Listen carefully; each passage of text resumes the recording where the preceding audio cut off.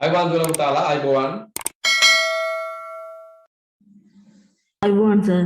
අයිබෝන් හොඳට ඇහෙනවද? ඇහෙනවා. ඔව් සර්. හරි.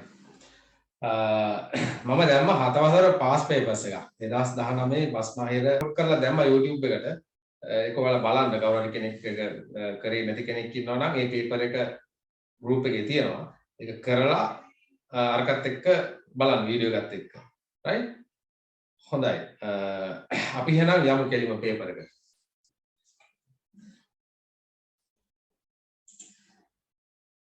right okay මේක තමයි පේපර් එක නේ හොඳයි එතකොට පළවෙනි කොටස පන්තියෙන් අවස් කීයක් තිබ්බද? මොකද පුතා 8 වසර පන්ති පටන් අරගෙන දවස් කීයක් තිබ්බද? එක දවසයි 8 වසර එක දවසයි තියන්න හම්බුනේ right thank you sir. right okay හොඳයි නේද එතකොට පේපර් එකේ තියෙනවානේ පළවෙනි කොටස කියලා තියෙනවා දෙවෙනි කොටස කියලා තියෙනවා එතකොට පළවෙනි කොටසේදී තියෙනවා බහුවර්ණ ප්‍රශ්න 20ක් තියෙනවා. දෙවෙනි කොටසේ තියෙනවා රචනා ප්‍රශ්න 7ක් තියෙනවා නේද? right. හොඳයි. අපි බලමු එහෙනම් පළවෙනි එක. මෙහෙම පුතා අදත් පොඩ්ඩක් බෑග්ග්‍රවුන්ඩ් වොයිසස් වලට ඇහෙනවා ඇති. මගේ මේ දවස්වල පොඩ්ඩක් ගෙදර කන්ස්ට්‍රක්ෂන් වල වගේක් යනවා. right. ඒක වරවත්තන්න බෑනේ. right. ඒක උත්තර යනවා. right. okay. හරි බලමු එක වාතයේ වූ ජල වාෂ්ප අවශෝෂණයට සැකසුණු මුල් හඳුන්වන්නේ right ඔයාලා ඉගෙන ගන්නනේ ශාක විවිධත්වය කියන පාඩම යටතේ විශේෂයෙන්ම ශාකවල තියෙන මුල් වල තියෙන විවිධත්වය නේ ඉතින් අපි ඉගෙන ගත්තා වායුදර මුල් ආලග්න මුල් වායව මුල් සහ කෛරු මුල් ගැන අපි ඉගෙන ගත්තා right මෙතන අහන්නේ මොකද්ද වාතයේ වූ ජල වාෂ්ප අවශෝෂණයට සැකසුණු මුල් නේද වාතයේ තියෙන ජල වාෂ්ප අවශෝෂණයට හැදුණු මුල් තමයි මොනවද? වායු වායව මුල්. වායව මුල් නේද? මේ කාගේ කොහෙද තියෙන්නේ? ඕකිඩ්. කඩොලාන ශාකවල. වායව මුල් තියෙන පුතා ඕකිඩ් ශාකවල තියෙන්නේ. ඕකිඩ්. උඩවැඩිය ශාකවල. හරි? කඩොලාන ශාකවල තියෙන වායු දර මුල්. උතර මතක තියාගන්න. right කඩොලාන කිරලා වගේ ශාකවල තියෙන වායු දර මුල්. ඒ කියන්නේ එතන ඒ මුල් මගින් එකක් තමයි ඒ ශාකේ අතු වලට සපෝට් එකක් දෙනවා. right අතු වලට සපෝට් එකක් දෙනින් ගමම්ම එයාලා වාතයේ තියෙන වාතය අවශෝෂණය කරනවා නේ. වාතය අවශෝෂණය කරනවා. ඒ ඇවිල්ලා වායු දර මුල්. right මෙතන ජල වාෂ්ප අවශෝෂණය කරන්නේ කවුද? වායව මුල්. වායව මුල් තියෙන්නේ ඕකිඩ්. ඕකිඩ්. right එතකොට මේකට එක තමයි එකේ 3 උත්තරේ. එකේ 3. right. මෙතන එතකොට නේ ආලග්න මුල් තියෙනවා. ආලග්න කියලා කියන්නේ වැලක් විදිහට යනවානේ. වැලක් වගේ යනකොට තනින් තන මුල් ශාක වලට සවි වෙනවා නේ උදාහරණ බුලත් ගම්බෙලිස් වගේ ශාකවල තියෙන ආලග්න මුල් කෛරු මුල් තියෙනවා මොනවද වැටකෙයියා රම්පේ වගේ ශාකවල නේ කෛරු මුල් තව එකක් තියෙනවා කරු මුල් කියලා දැන් මෙතන එක නෑ කරු මුල් තියෙන කොහෙද නුග වගේ ශාකවල නේ නුග දැන් මෙහෙම හිතන්නකෝ දැන් ඔයාලා කරුයි කෛරුයි මාරු වෙන්න පුළුවන් right පාඩම් කරනකොට මාරු වෙන්න පුළුවන් කරු මුල් තියෙන මොකේද කෛරු මුල් තියෙන මොකේද කියන්නේ right මෙහෙම හිතන්න දැන් ඔයාලගේ දැන් ගෙදරක ගහක අත්තක් නැමිලා තියෙනවා නම් අත්තක් බර වෙලා කැඩෙන්න වගේ යනවා නම් මොකද කරන්නේ? අපි ගහනවා යටින් මුක්කුවක් ගහනවා නේ කරුවක්. මොකද්ද ගහන්නේ? කරුවක් ගහනවා. ඒ අත්ත කඩන් වැටෙන එකට වළක්වන්න යටින් ගහනවා කරුවක් ගහනවා නේ. ඒ කියන්නේ අත්තට සපෝට් කරනවා. right? අත්තට සපෝට් කරනවා. අන්න අත්තට සපෝට් කරන්නේ කවුද? කරුමුල්. එතකොට නුග කියන ශාකේ ගොඩාක් විශාල ශාකයක්. එතකොට ඒ වගේ ඒ අත්ත නේද? ඒ අතු ගොඩාක් විශාල හැදිලා තියෙනවා. ඒ අතු වලට සපෝට් වෙන්න තමයි මොනවද තියෙන්නේ? එතන තියෙන්නේ. කරුව වගේ තමයි මොනවද තියෙන්නේ? කරු මුල්. අන්න එතකොට පටලවා ගන්න එපා. right? කරු මුල් තියෙන්නේ එතකොට නුග වගේ ශාකවල. කයුරු කියලා කියන්නේ එතකොට දැන් කයුරු ගැන හිතන්න එපා. right? කයුරු ගැන හිතන්න එපා. කරු කියන එක හඳුනගත්තා. ඒතර කයුරු තියෙන කාගේද? වැටකේයා රම්පේ වගේ ශාකවල. පැහැදිලිද? ඔව් සර්. රයිට්. ඔන්න ඒක එහෙම මතක තියාගන්න ඈ. හරි. දෙක. පුෂ්පයක පුමාංගයට අයත් කොටසකි. නේ අපි පුෂ්පයක කොටස් ගැන ඉගෙන ගන්නකොට ඔව්. පුෂ්පයට පුමාංගයට අයිති මොනවද? සූත්‍රිකාව නේ. කොටස් දෙකක් තිබුණානේ. සූත්‍රිකාවයි පරාගදානියයි නේ. මෙතන පරාගදානිය කියන එක නැහැ. හැබැයි සූත්‍රිකාව තියෙනවා. රයිට්. පුමාංගයට අයිති මොකද්ද? සූත්‍රිකාව. දෙකේ තුන උත්තරේ. තුන බලන්න. ද්‍රව්‍ය පිරිමැලීමේදී ස්ථිති විද්‍යුත් ආරෝපණ ඇතිවන බව පෙන්වා දෙන ලද්දේ විලියම් ගිල්බර්ට් මහතා විලියම් ගිල්බර්ට් කියන විද්‍යාඥයා තමයි ඒක හඳුන්වලා දුන්නේ. රයිට්. එතකොට තුනේ දෙක උත්තරේ. හතර අහනවා ප්‍රත්‍යාවර්තක ධාරාවක් ජනනය වන්නේ පහත කුමන උපකරණයෙන්ද? දෙකේ මොකක්ද උත්තරේ? ඩයිනමෝවේ ඩයිනමෝව. දෙකට උත්තරේ පුතා 3. දෙකට උත්තරේ 3. තුනට උත්තරේ 2. හතරට උත්තරේ 1. ඩයිනමෝවනේ. ප්‍රත්‍යාවර්තක විද්‍යුත් ධාරාව කියන්නේ දෙපැත්තම ගමන් කරනවා නේ. දෙපැත්තම. ප්‍රත්‍යාවර්තක කියන්නේ ඒකයි තේරුම. දෙපැත්තටම මේ විද්‍යුත් ධාරාව ගමන් කරනවා. ඒතකොට අනිත් ටික ඔක්කොම සරල කෝෂ. කියන්නේ වියලි කෝෂය, කාර් බැටරිය, බොත්තම් ඒ වගේ තියෙන්නේ සරල විද්‍යුත් ධාරා. right? ඒතකොට ඩයිනමෝවෙන් ප්‍රත්‍යාවර්තක විද්‍යුත් ධාරාවක් නිපදවෙනවා නේ. දැන් අපේ ගෙදරට එන්නේ අපේ ගෙදරට විදුලි මාන මණ්ඩලයෙන් එන්නේ ප්‍රත්‍යාවර්ත විදුලි ධාරාවක්. හරි? එතකොට අපේ උත්තරේ දෙකට උත්තරේ 3 පුතා. එකට උත්තරේ එකට අහගන්නකො. එකට උත්තරේ 3. දෙකට උත්තරේ 3. තුන්වෙනි එකට උත්තරේ 2. හතරවෙනි එකට උත්තරේ 1. right? ඒතර ඩයිනමෝ වෙන්නේ දැන් විදුලි බලාගාරයක විශාල ඩයිනමෝවක් තියෙනවා. ඒකෙන් තමයි ප්‍රත්‍යාවර්ත විදුලි ධාරාවක් නිපදවන්නේ. ඒක තමයි අපි ගෙදරට එන්නේ. right? ඒතර අනිත් බැටරි වල තියෙන්නේ සරල විද්‍යුත් ධාරාව. හරි? අපි කියන්නේ අපි ඉංග්‍රීසියෙන් කියන්නේ ඒක DC කරන්ට්. ඔය බැටරි වල තියෙන DC කරන්ට්. අපි ගෙදරට එන්නේ AC current. right? AC current. පහ බලන්න. රූපයේ පෙන්වා ඇති ඇටෝමේ ක්‍රියාකාරීත්වය සඳහා එයට. ඔව් දැන් මේ රූපේනේ මොකක්ද මේ? ලැබීමට සැලැස්විය යුතුය. ඔව් නේ මේ තියෙන සූර්ය පැනලයක් නේ. සූර්ය පැනලයක් තියෙනවා. මෙතන තියෙන කුඩා මෝටරයක් තියෙනවා නේ. කුඩා මෝටරයක් තියෙනවා. පෙට් එක සම්බන්ධ කරලා තියෙනවා. right. එක වියලි කෝෂයක් සම්බන්ධ කළ යුතුය. නෑ නේ මේ මෝටරේ ක්‍රියාත්මක කරන මේකට වියලි කෝෂ සම්බන්ධ කරන්න අවශ්‍යතාවයක් නැහැ. මේ තියෙන සූර්ය කෝෂය. මේකට හිරු එළිය තමයි අපි දෙන්න ඕනේ නේ. හිරු එළිය ලැබීමට සැලසිය යුතුය. ඩයිනමෝවක් සම්බන්ධ කළ යුතුය. කාර් බැටරියක් සම්බන්ධ කළ යුතුය. ඒවා නෙවෙයි. හරි උත්තරේ 2. මේක අපි හිරු එළිය තිබ්බනම් මේක වැඩ කරනවා. එතකොට පහට උත්තරේ 2. 6 බලන්න. වියලි කෝෂයක ධනාග්‍රයට යොදා ඇත්තේ කාබන් කූරකි. කාබන් කූර පුතාලා කාබන් කූර. right? කාබන් කූර. නේද? වියලි කෝෂය ගෙදර තියෙන බැටරිය අපි ගන්නෙ. එන්න මේ වගේ බැටරිය තියෙනවනේ නේ. මේ බැටරිය තියෙනවනේ මෙන්න මෙතන මේ තොප්පිය වගේ නේද? ඔන්නෝම ඉස්සලා.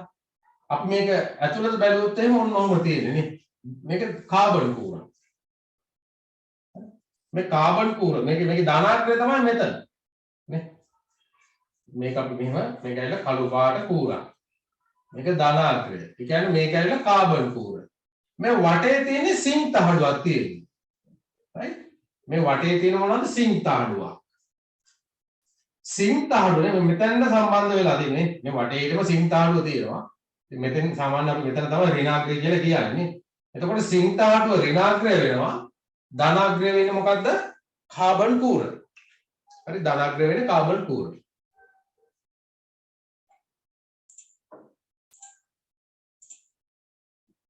එතකොට 6 එක උත්තරය කාබන් කූරකි. පහත දැක්කන සැකිල්ල අයත් විය හැකි සත්වය. අනේ දැකපු ගාම කියන්න පුළුවන්. නේ මෙයා කවුද? කිඹුලා. උත්තරවංශිකයක කිඹුලා. පෘෂ්ඨවංශිකයේ කිඹුලා.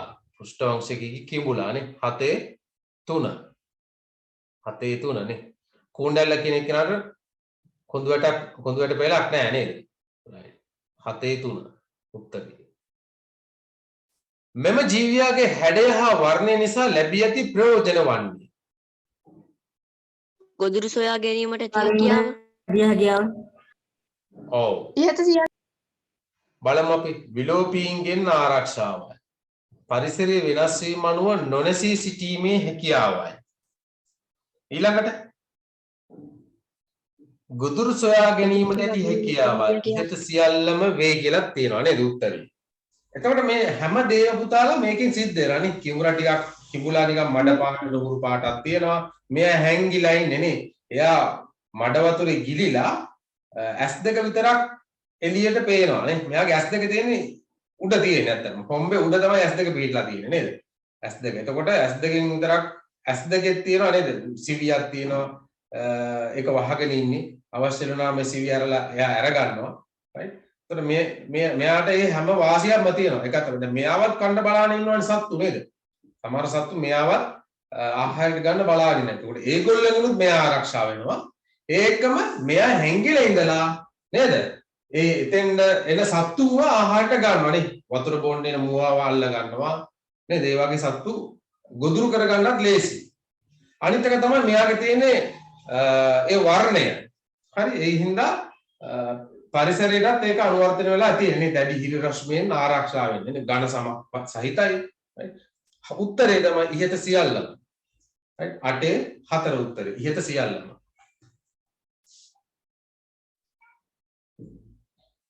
ශක්තිමණින ඒකකය. ජූල්. ශක්තිමණින ඒකකය ජූල්. 9 10 බලන්න මෙහි A B C D ස්තර පිළිවෙලින් right මේ තියෙන්නේ පෘථිවියක right පෘථිවියක සිරස් කඩක් නේද right පෘථිවිය අභ්‍යන්තරයේ කොහොමද තියෙන්නේ කියලා බලන්න නේ right මේ ටික අපි අමතක කරන්නකො මේ A කියලා තින්නේ අපි පෘථිවිය බෙදුවා ප්‍රධාන වශයෙන්ම කොටස් 3කට බෙදුවා පිටින්ම තියෙනවා කබල ඊට පස්සේ තියෙනවා ප්‍රාවරණය ඊට පස්සේ තියෙනවා හරය හරයත් අපි ආයේ කොටස් දෙකකට බෙදුවානේ පිටත හරය සහ අභ්‍යන්තර හරය කියලා. එතකොට මෙතන තියෙන්නේ ඒ ටික තමයි නේ. A කියලා කියන්නේ කබල. බලන්න කබල කොහෙද තියෙන මුලින්ම කියලා මෙතන තියෙනවා කබල. B කියන්නේ ප්‍රාවරණය. මේ තියෙන්නේ මෙතන තියෙනවා ප්‍රාවරණය. C කියන්නේ පිටත හරය. D කියන්නේ ඇතුළත හරය නේ. 10 4 උත්තරේ. හරි ඒ ටික මතක තියෙන්න ඕන. right කබල ප්‍රාවරණය ඊට පස්සේ පිටත හරය සහ අභ්‍යන්තර හරය. 10 4 උත්තරේ. right 11 බලන්න. මෙම දර්පණයෙන් සෑදෙන ප්‍රතිබිම්බයේ ලක්ෂණයක් නොවන්නේ කියලා අහන්නේ නේ. ලක්ෂණයක් නොවන්නේ. කුරු වීම. දැන් මෙතන තියෙන්නේ මොකක්ද ඇත්තටම මේ තියෙන මොන දර්පණයක්ද මෙතන තියෙන්නේ? තල දර්පණය. තල දර්පණයක් නේ. මේ තියෙන්නේ තල දර්පණයක්. ඒතර මෙතන වස්තුව තියෙනවා නේ. අපි දැන් මෙතන උත්තර ටික අමතක කරන්නකො. ඔයාලා දන්න දේ ගැන මෙතන ඉස්සෙල්ලා මතක් කරගන්න නේ. තල දර්පණයක් තියෙනවා. ඒතර මෙතන වස්තුව තියෙනවා. දැන් ඔයාලට මතක් වෙන්න ඕන නේ. තල දර්පණයක සෑදෙන ප්‍රතිබිම්බයේ ලක්ෂණ මොනවද කියලා මතක් වෙන්න ඕන. එකක් තමයි එයා හදන්නේ උඩුකුරු ප්‍රතිබිම්බයක්. අනිත් එක තමයි වස්තු දුරයි ප්‍රතිබිම්බ දුරයි සමානයි. නේ? මේ වස්තුව තියෙනවා මෙතන දර්පණය තියෙනවා. මේ වස්තුවේ තියෙන මේ දුරට අපි කියනවා වස්තු දුර කියලා කියනවා නේද? මේ ප්‍රතිබිම්බය හැදෙන්නේ මෙහා පැත්තේ. දර්පණයේ පිටිපස්සේ. මේ දුරටමයි හැදෙන්නේ නේ. right? මේ මෙතන තියෙන මේ දුරටම සමාන දුරකින් තමයි මෙතන ප්‍රතිබිම්බය හැදෙන්නේ උඩුකුරුව. right? ඒක ඇවිල්ලා අපි කියනවා ප්‍රතිබිම්බ දුර. එතකොට වස්තු දුර සමාන වෙනවා ප්‍රතිබිම්බ දුරට. ඒකම තමයි මේ ඉටිපද්මයේ ප්‍රමාණයත් සමානයි. right? මේ විදිය මේ සයිස් එකටමයි හැදෙන්නේ මෙතන. හරි? right. මෙම දර්පණයේ සෑදෙන ප්‍රතිබිම්බයේ ලක්ෂණය නොවන්නේ කියලා තමයි අහන්නේ. අතාත්තික වීමයි. ඒක හරි. අතාත්තිකයි. අපිට මේ ප්‍රතිබිම්බයේ තිරයක් මතට ගන්න බෑ. right? තිරයක් මතට ගන්න බෑ. ඒකින්ද ඒක හරි. යටිකුරු වීම නෑ. යටිකුරු හැදෙන්නේ නෑ නේද? අපි කණ්ණාඩියක් ඉස්සරහට ගියාම අපි ඔළුවෙන් හිටගෙන ඉන්නවා වගේ පේනවද? නෑනේ නේ. ඈ? අපි කණ්ණාඩියක් ඉස්සරහට ගියාම අපි ඔළුවෙන් හිටගෙන ඉන්නවා වගේ පේනවද? පේන්නේ නෑනේ. එතකොට ඒක වැරදි නේ. 11 2 වැරදි. උඩුකුරු වීම ඒක හරි. වස්තුවට සමාන වීම ඒකත් හරි. එතකොට 11 2 තමයි උත්තරේ. 11 2. හරි. 12 වෙනි එක බලන්න 12. අවතල දර්පණ භාවිතා වන අවස්ථාවකි. right? දන්ත වෛද්‍ය රෝගියෙකුගේ මුඛය බැලීම. ඒක හරිනේ. සුපිරි වෙළඳසැල් වල භාණ්ඩ ප්‍රමාණය වැඩි කර පෙන්වීම. එතන භාවිතා කරන සුපිරි වෙළඳසැල් වල භාවිතා වෙන්නේ තල දර්පණනේ. දෙපැත්තෙන් ගහලා තියෙනවා. අපි ෂොප් එකට ගියාම නේද විශාලට වගේ පේනවා. විශේෂයෙන්ම සර්ණාම නේද රත්තරන් බඩු කඩවල තියෙන්නේ. right? සර්ණාභරණ කඩවල වල එහෙම නේද? ඒගොල්ලෝ ඒ තල දර්පණ භාවිතා කරන්නේ. බාබර් සැලුන් වල කොණ්ඩේ කැපීම. අපි ගිහින් ඉඳගත්තම නේ තල දර්පණ තමයි එතන තියෙන්නේ නේ. තල දර්පණ තියෙන්නේ. වාහන වල පැති කණ්ණාඩි. පැති කණ්ණාඩිය එතනත් තල දර්පණ තියෙනවා. හැබැයි මෙහෙමයි සමහරක් අවස්ථාවල මෙතන පොඩි ගැටලුවක් තියෙන අතරම දැන්. හරි වාහනවල සයිඩ් කණ්ණාඩිය උත්තල දර්පණය. right ගොඩක් ඒ වගේ උත්තල දර්පණ තියෙන. සමහරක් ඒ වගේ තල දර්පණක් තියෙනවා. හරිද? right මෙතන උත්තරේ බලන්න 12 අවතල දර්පණ භාවිතා වන අවස්ථාව. අවතල දර්පණ භාවිතා කරන්නේ අංක 1. දන්ත වෛද්‍යවරයෙකුගේ රෝගියෙකුගේ මුඛය තුල බැලීම නේ. ඒ කියන්නේ දත විශාල කරලා පෙන්නනවා. අවතල දර්පණයෙන් ලැබෙන ප්‍රතිබිම්බය විශාලයි. ඒකින්ද එතෙන්දි භාවිතා කරනවා. right 12 1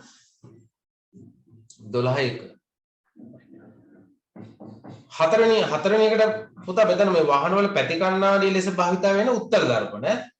එතන උත්තර දර්පණ. හරි. අනිත් දෙකේම තල දර්පණ. 13 බලන්න සංයුක්ත අන්වීක්ෂයේ උපරිම විශාලන බලය 2000 වාරයකි. 2000 මේ 2000 13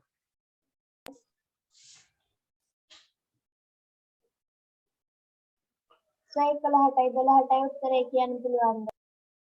කීයද පුතා? 11ටයි 12ටයි 11ට උත්තරේ ප්‍රතිබිම්බයේ ලක්ෂණයක් නොවන්නේ 11 2 12 උත්තරේ 1 12 1 13 3 right समस्त वायुगोलයේ 75ක් පමණ වූ වායු ප්‍රමාණයක් අන්තර්ගත වන්නේ පරිවර්තී ගෝලයේ පරිවර්තී ගෝලය තුල තමයි समस्त वायुगोලයෙන් 75ක්ම අන්තර්ගත වෙලා තියෙන්නේ නේ. එතකොට තව තියෙනවනේ නේද? පරිවර්තී ගෝලය තියෙනවා. ඊට පස්සේ ස්තර ගෝලය තියෙනවා. මධ්‍ය ගෝලය තියෙනවා. තාප ගෝලය තියෙනවා. බාහිර ගෝලය කියලා තියෙනවා නේද? right. එතකොට අනිත් අංග වලට තියෙන 125ක වගේ ප්‍රමාණයක් තමයි විසිරීලා පවතින්නේ.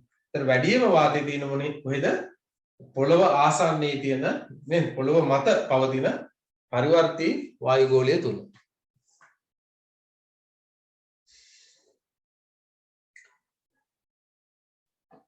එතකොට දැන් ඔයාලා මේව දැකපු ගමන් පොඩ්ඩක් මතක් වෙන්න ඕන මේකේ මේ වායු ස්තර වල තියෙන සුවිශේෂී ලක්ෂණ. right නිකන් ලක්ෂණ එකක් හෝ දෙකක් හෝ මතක් වෙන්න ඕන නේ.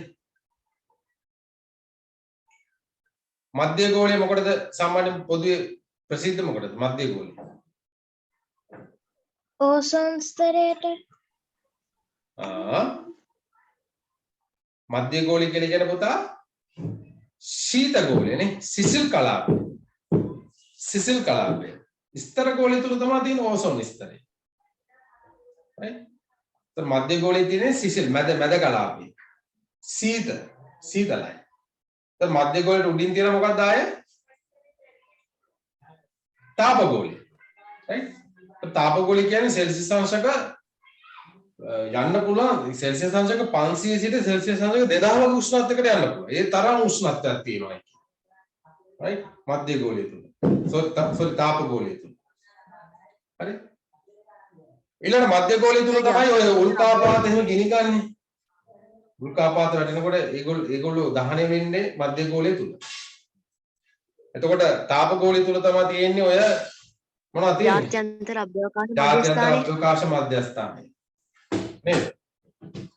අන්න ඒ වගේ ටිකක් මතක තියාගන්න. එතකොට ස්තර ගෝලය තුල තියෙනවා ඕසෝන ස්තර. right? 15 බලන්න. එක්තරා පස්සාම්පලයක අඩංගු සංඝටක ප්‍රතිශත පහද දැක්කේ.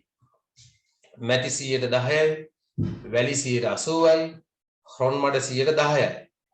මෙම ප්‍රතිශත වලට අනුව අදාළ පස වන්නේ දැකපුවාම කියන්න පුළුවන් නේද? වැඩිපුරම තියෙන වැලි. වැලි පස. වැලි පස. වැලි පස. ඔව්. 15 එක වැලි පස. 16 බලන්න. පහත සඳහන් බලයේ යෙදෙන අවස්ථා අතරින් ඇදීමක් සිදුවන අවස්ථාවක් වන්නේ ඇදීමක්. බිම තබා තිබූ වෑගයක් එසවීම. ඇදීමක් කියලා කියන්නේ තමන්ගේ පැත්තට ඇද ගන්නනේ. වාහනයේ තිරිංග පැඩලේ පෑගීම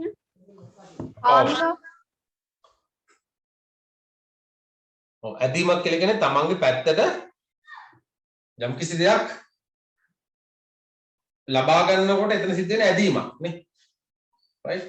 මම මේසෙ තියෙන පෑනක් අතට ගන්නකොට ඒක ඇදීමක්. ඇදීමක් විදිහට තමයි සලකන්නේ. ඒතර මෙතන ගලක් විසි කරනවා කියලා කියන්නේ ඒක තල්ලු කිරීම. බෝලයකට පහරක් ගැසීම තල්ලු කිරීම. වාහනයක තිරිංග පෑගීම කියලා කියන්නේ තමන්ගෙන් එළියට තමයි තල්ලුවක් දාන්නේ නේ කකුලේ. උත්තරේ බිම තබා තිබූ බෑගයක් එසවීම අන්න ඇදීම. අපි බලයක් කියලා කියන්නේ සාමාන්‍ය හඳුන්වන්නේ ඇදීමක් හෝ තල්ලු කිරීමක්. නේ? එතකොට මෙතන උත්තරේ 16:4. 17 බලන්න.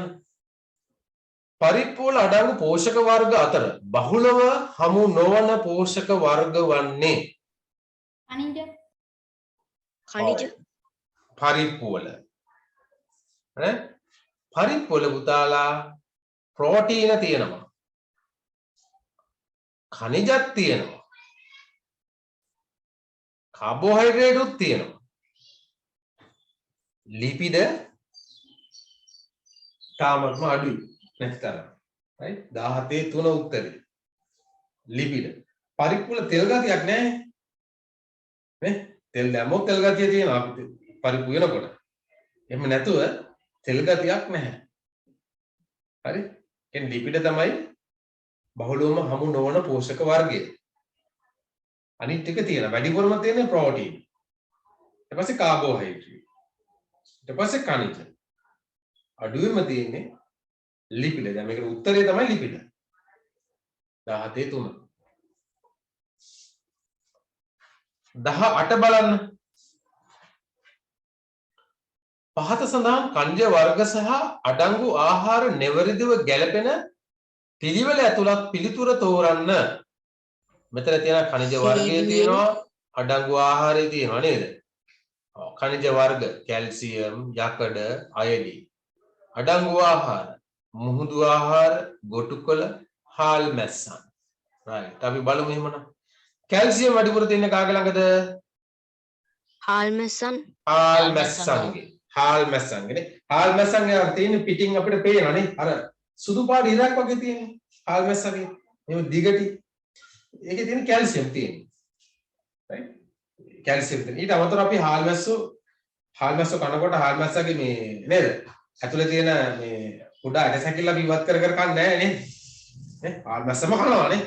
හාල් මැස්ස දැන් විශාල මාළු කනවා නම් අපි එයාගේ මාළු කටු අයින් කර තමයි කන්නේ.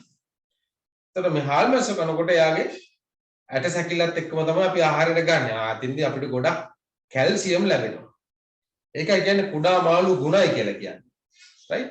ලොකු මාළු කනකොට අපි එයාගේ අර මාංශමය කොටස විතරයි කන්නේ අර එයාගේ කැල්සියම් අපිට ලැබෙන අඩුයි.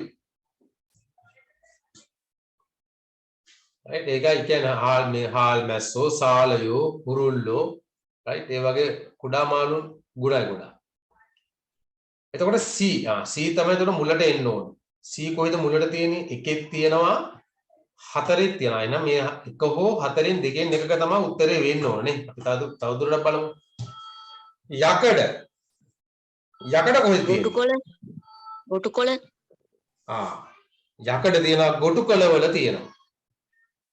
ඊට අමතරව හරි ෆේමස් ප්‍රසිද්ධ ආහාරයක් තියෙන යකඩ තියෙන මොනවද?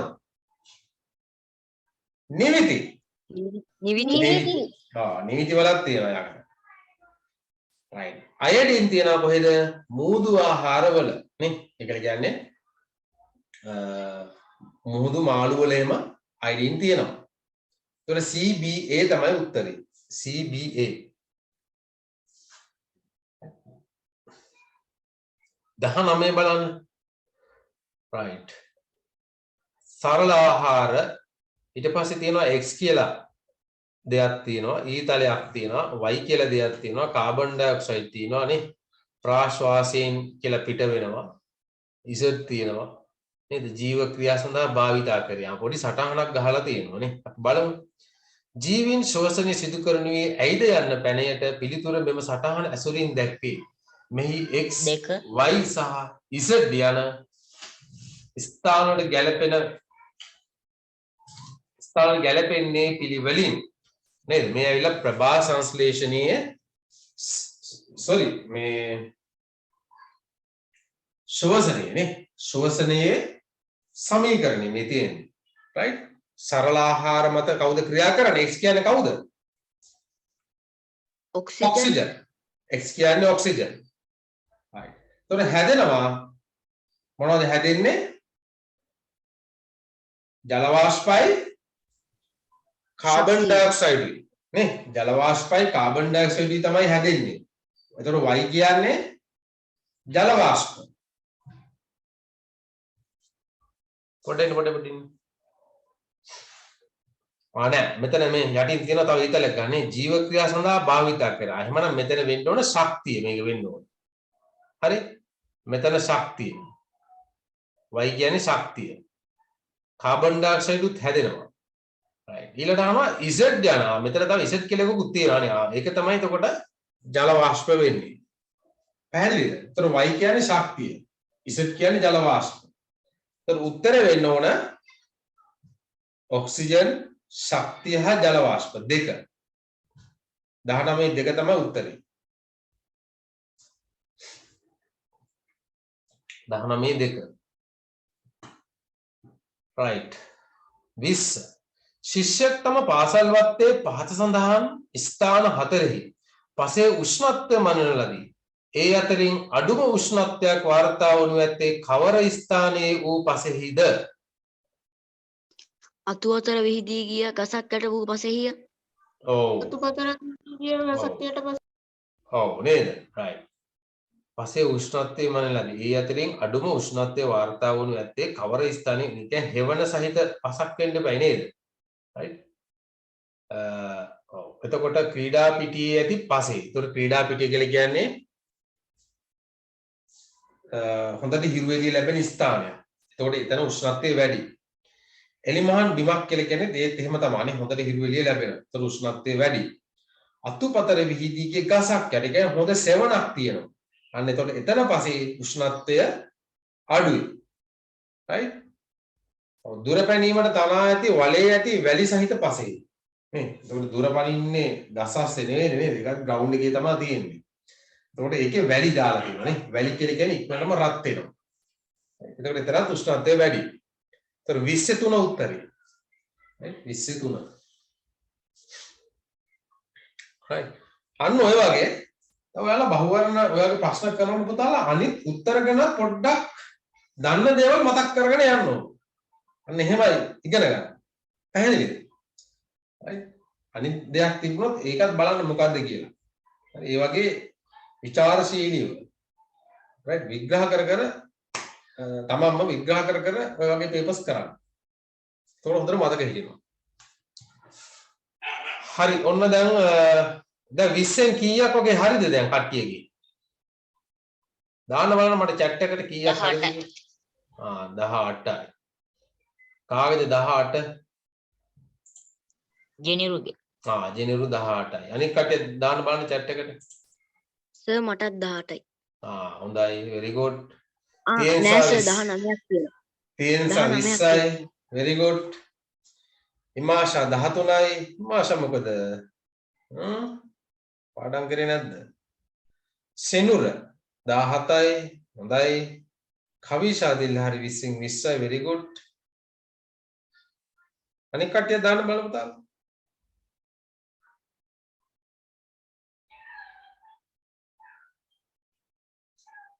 කවිදු දාලා තියෙනවා 15 එක්සෑම් එකක් තියෙනවා කියලා නේ. right. දනිදු 15යි. නොවින් 19යි. හොඳයි very good. චතු Udeshika 19යි very good. අනික කට්ටියක් දාන්න බලන්න. Dishan සංසලු 18යි very good. ජෙනරු 18යි හොඳයි.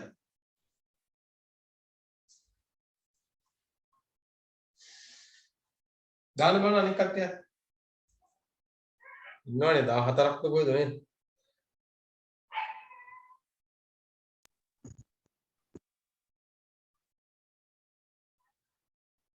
හරි ඕකේ.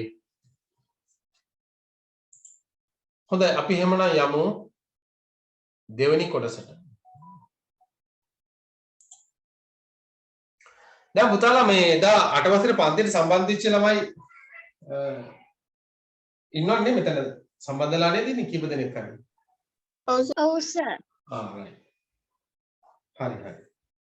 මට ඔයාලා අද දැන් මේ පන්තියට සම්බන්ධ වෙච්ච ළමයි ටික මට දාන්න WhatsApp නම්බර් එක දාන්න. මට අඳුර ගන්න. දැන් group එකේ ළමයි ගොඩක් හිටියට සම්බන්ධ වෙන්නේ නැත්නම් කීප දෙනා ඉන්නේ සම්බන්ධ වෙලා ඉන්නේ.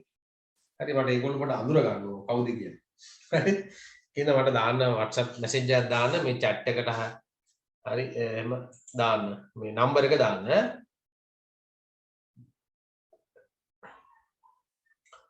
හොඳයි අපි බලමු එහෙනම් දෙවෙනි කොටසට යමු. එදිනෙදා සිදු කෙරෙන කාර්යයන් රැසක් සඳහා විවිධ ශක්ති ප්‍රභව භාවිතා වේ. එම ශක්ති ප්‍රභව පුනර්ජනනීය හා පුනර්ජනනීය නොවන ලෙස කාණ්ඩ දෙකකට බෙදිය හැක. right පුනර්ජනනීය හා පුනර්ජනනීය නොවන ලෙස කාණ්ඩ දෙකකට බෙදිය හැක. ඔයාලට ඔය පුනර්ජනනීය කියන වචනේ තේරෙනවද? දන්නවද? මේ සමහරුන්ට ඔක හරියට තේරෙන්නේ නැහැ. මොකද්ද පුනර්ජනනීය කියන වචනේ තේරුම? ඒකේ සංකල්පය. හරි? මම නිකන් මේක පැහැදිලි කරන්න මේ පොඩ්ඩක් පැහැදිලි කරන්න. right? ඔයාලගේ පොතේ තියෙනවා නේද? මෙහෙම වාචන දෙකක් ගන්නවා. හරි? වාචන දෙකක් ගන්නවා.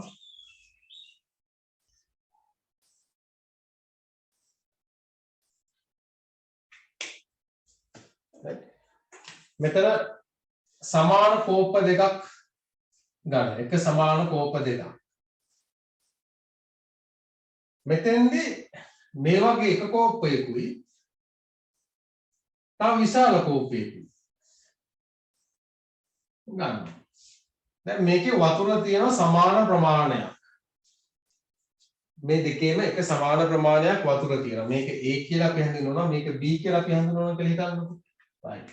එතන මෙතන එක ළමයෙක් මේ කෝප්පෙන් එක වතුර භාජනයක් එළියට දානවා. එක කෝප්පයකින් වතුර එළියට දානකොට අනිත් ළමයා මේ කෝප්පෙන් තව වතුර භාජනයක් තව වතුර කෝප්පයක් ඇතුළට දානවා නේ. ඒ කියන්නේ එළියට යනකොට තව එකක් ඇතුළට එනවා නේ. ඒ කියන්නේ මේකේ වතුර ප්‍රමාණය මොකද වෙන්නේ? අඩු වෙනවද වැඩි වෙනවද? සමානව පවතිනවා නේ. ඇයි? යන ප්‍රමාණයට මේ පැත්තෙන් හැදෙනවා. හරි? ඉතින් මෙතන සමානව වතුර ප්‍රමාණය සමානයි. මෙතන ලොකු කෝප්පයක් තියෙනවා. ලොකු කෝප්පෙන් එළියට දානවා. හරි? ලොකු කෝප්පෙන් වතුර එළියට දානවා. පොඩි කෝප්පෙන් වතුර ඇතුළට දානවා. එතකොට මෙතෙන්දී එළියට යන ප්‍රමාණය වැඩි, ඇතුළට ලැබෙන ප්‍රමාණය අඩුයි. හරි? එළියට දාන ප්‍රමාණය වැඩි, ඇතුළට ලැබෙන ප්‍රමාණය අඩුයි. මේකේ වතුර මට්ටම අඩු වෙනවා. නේ? මේකේ ඉන්න වතුර මට්ටම අඩු වෙලා ගිහලා නැති වෙලාම යනවා. හරි. ලැබෙනවට වඩා එළියට පිට වෙනවා නේ. අපේ මේක අපේ රටත් ඔය වගේ තත්ත්වනේ දැන් අතන වෙලා තියෙන්නේ. හරිද පුතා? අපේ රටෙත් ඔක තමයි වෙලා තියෙන්නේ. අපේ රටේ ආර්ථිකය මම මේ කතා කරන්නේ. නේ? අපේ රටේ අපි පිට රටින් ගෙන්නන දේවල් වැඩි. අපි අපේ රටෙන් පිට රටවලට යවන දේවල් අඩුයි. හරි? ආනයනය වැඩි, අපනයනය අඩුයි. එතකොට මොකද වෙන්නේ ඇත්තටම? රටේ තියෙන සල්ලි ඩොලර් ප්‍රශ්නයක් කියලා තියෙන්නේ ඕක තමයි. එන්නේ ඩොලර් ප්‍රමාණය අඩු වෙලා යනවානේ. තිරසාර නැහැ. right? කියන්නේ මෙතන ඇත්තටම අපේ ආර්ථිකයත් මේ සංකල්පන අපි කියන පුතා පුනර්ජනනීය නොවන කියලා කියන්නේ. පුනර්ජනනීය නොවන ශක්ති ප්‍රභව. ඒ කියන්නේ අපි ශක්තිය භාවිතා කරනකොට අනිත් පැත්තෙන් ඒ ශක්ති ප්‍රභවය හැදෙනවා නම් මෙතන අපි ශක්තිය භාවිතා කරනවා අනිත් පැත්තෙන් ශක්ති ප්‍රභවය හැදෙනවා නම් ඒක පුනර්ජනනීය ශක්ති ප්‍රභවය. හරි? එක්ක හැදෙනවා නම් නැත්නම් හැදෙන්න කෙටි කාලයකින් හැදෙනවා නම් ඒක පුනර්ජනනීය ශක්ති ප්‍රභවයක්. උදාහරණ වශයෙන් ගත්තොත් එම සූර්ය ශක්තිය. අපි සූර්ය ශක්තිය කොච්චර ගත්තත් සූර්ය ශක්තිය අඩුවීමක් වෙන්නේ නැහැ.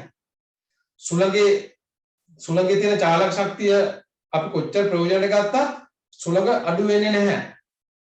නේ? ගලා යන ජල පහරක් මගින් අපි යටින් ටර්බයින් එකක් තියලා විදුලි බල නිපදෙව්වොත් ඒ ජල ධාරාව අඩු වෙන්නේ නැහැ. හරි ඒ වල පුනර්ජනනීය ශක්ති ප්‍රභව. දැන් මෙතන මේ ඉන්ධන හරි අපි භාවිත කරන ෆොසිල් ඉන්ධන භාවිත කරන ෆොසිල් ගල් ලඟුරු පෙට්‍රල් ඩීසල් භූමි තෙල් ඊට පස්සේ ස්වභාවික වායු නේ LPG ඒව ඇවිල්ලා පුනර්ජනනීය නොවන ශක්ති ප්‍රභව. ඒ කියන්නේ පුතාලා ෆොසිල් ඉන්ධන හැදෙන්න අවුරුදු මිලියන ගාණක් යනවනේ. අපි කෙටි කාලෙකින් ඒව භාවිතා කරනවා. එතකොට අපි භාවිතා කරන ප්‍රමාණය වැඩි හැදෙන්න යන කාලය ඉතාමත්ම අඩුයි. හැදෙන්න යන කාලය ඉතාමත්ම වැඩි. හරි ඒකින්ද අන්න ඒවා පුනර්ජනනීය නොවන ශක්ති ප්‍රභව. right? ඔන්නෝක තමයි ওই දෙකේ වෙනස. right? එතකොට පුනර්ජනනීය නොවන ශක්ති ප්‍රභව මොනවද? ගල් ලඟුරු පෙට්‍රෝලියම් තෙල් නේ නැත්නම් ඛනිජ තෙල් භූමි තෙල් ඩීසල් පෙට්‍රල් ඒ වගේ දේවල් ඊට පස්සේ ස්වභාවික වායු LPG හරි ඒවා හැදෙන්න යන අවුරුදු මිලියන ගාණක් හැබැයි අපි භාවිතා කරනවා තාමත්ම කෙටි කාලෙකින් හරි මේකින්ද ලෝකෙ ඉස්සරහට යනකොට මේ ෆොසිල් ඉන්ධන මත අපිට යැපෙන්න බෑ නේ අපි අනිවාර්යයෙන්ම පුනර්ජනනීය ශක්ති ප්‍රභව වලට අපි යන්න ඕන right ඔන්න ඔය සම්බන්ධයෙන් තමයි ඔය ප්‍රශ්නේ හදලා තියෙන්නේ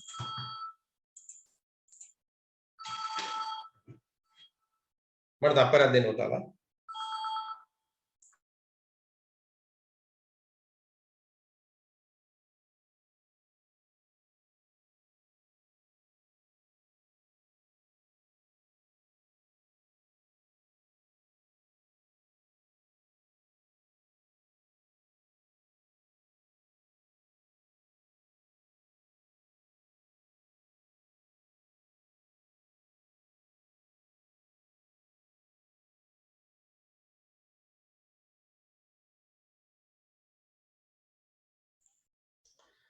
හරි එහෙනම් අපි බලමු එදිනෙදා සිදු කරන කාර්යයන් රැසක් සඳහා විවිධ ශක්ති ප්‍රභව භාවිතා වේ. එම ශක්ති ප්‍රභව පුනර්ජනනීය හා පුනර්ජනනීය නොවන ලෙස කාණ්ඩ දෙකකට බෙදිය හැක. ශක්ති ප්‍රභව අනුව ඉහත දැක් වූ ආකාරයට කාණ්ඩ දෙකකට බෙදනු ලබන්නේ කවර කරුණු පදනම් කරගෙනද? right? මොකද්ද? ශක්ති ප්‍රභව අනුව ඉහත දැක් වූ ආකාරයට කාණ්ඩ දෙකකට බෙදනු ලබන්නේ කවර කරුණක් පදනම් කරගෙනද? කියන්න බලන්න. මොකක් පදනම් කරගෙනද ඒක හදන්නේ?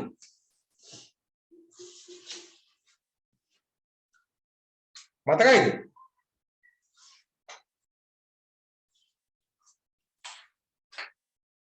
කියන්න. තමන් කිව්වේ නේද? එම ඉන්ධනයේ සෑදීමට ගතවන කාලය අනුව right අපි භාවිතා කරන ඉන්ධනයේ සෑදීමට ගතවන කාලය අනුව එය නැවත සැකසීමට ගතවන කාලය අනුව right කියන උත්තරය ශක්ති ප්‍රභව ඊට දැක්වූ ආකාරයට කාණ්ඩ දෙකකට බෙදනු ලබන්නේ කවර කරුණක් පදනම් කරගෙනද ලියන්න. එම ඉන්ධන වර්ගය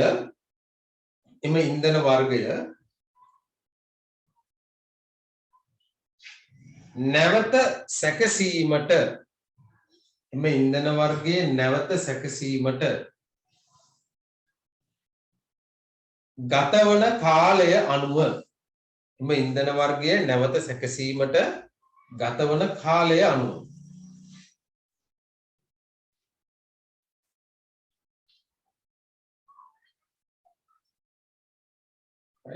ඒකටම ලියන්න පුනර්ජනනීය ශක්ති ප්‍රභව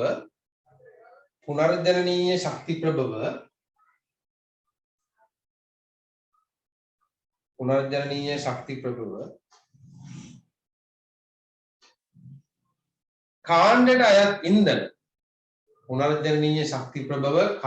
අයත් ඉන්ධන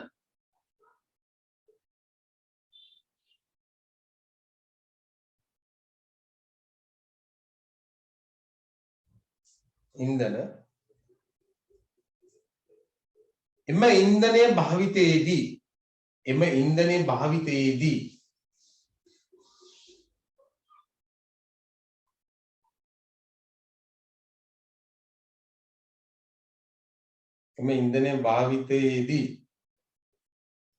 කෙටි කාලයක්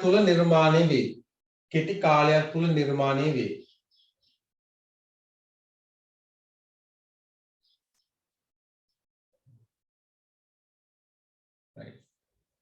ඒකටම ලියන්න පුනර්ජනනීය නොවන ශක්ති ප්‍රභවවල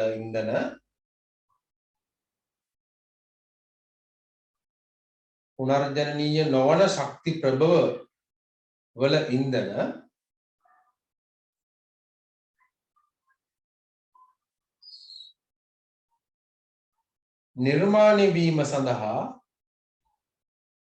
නිර්මාණය වීම සඳහා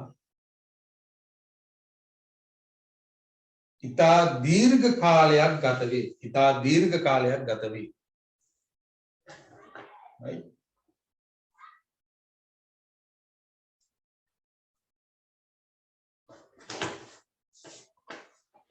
හරි. දෙක බලන්න. ශක්ති ප්‍රභව නිර්මාණය වීම සඳහා ඉතා දීර්ඝ කාලයක් ගත වේ. පුනර්ජනනීය නොවන ශක්ති ප්‍රභව වල ඉන්ධන නිර්මාණය වීම සඳහා ඉතා දීර්ඝ කාලයක් ගත වේ.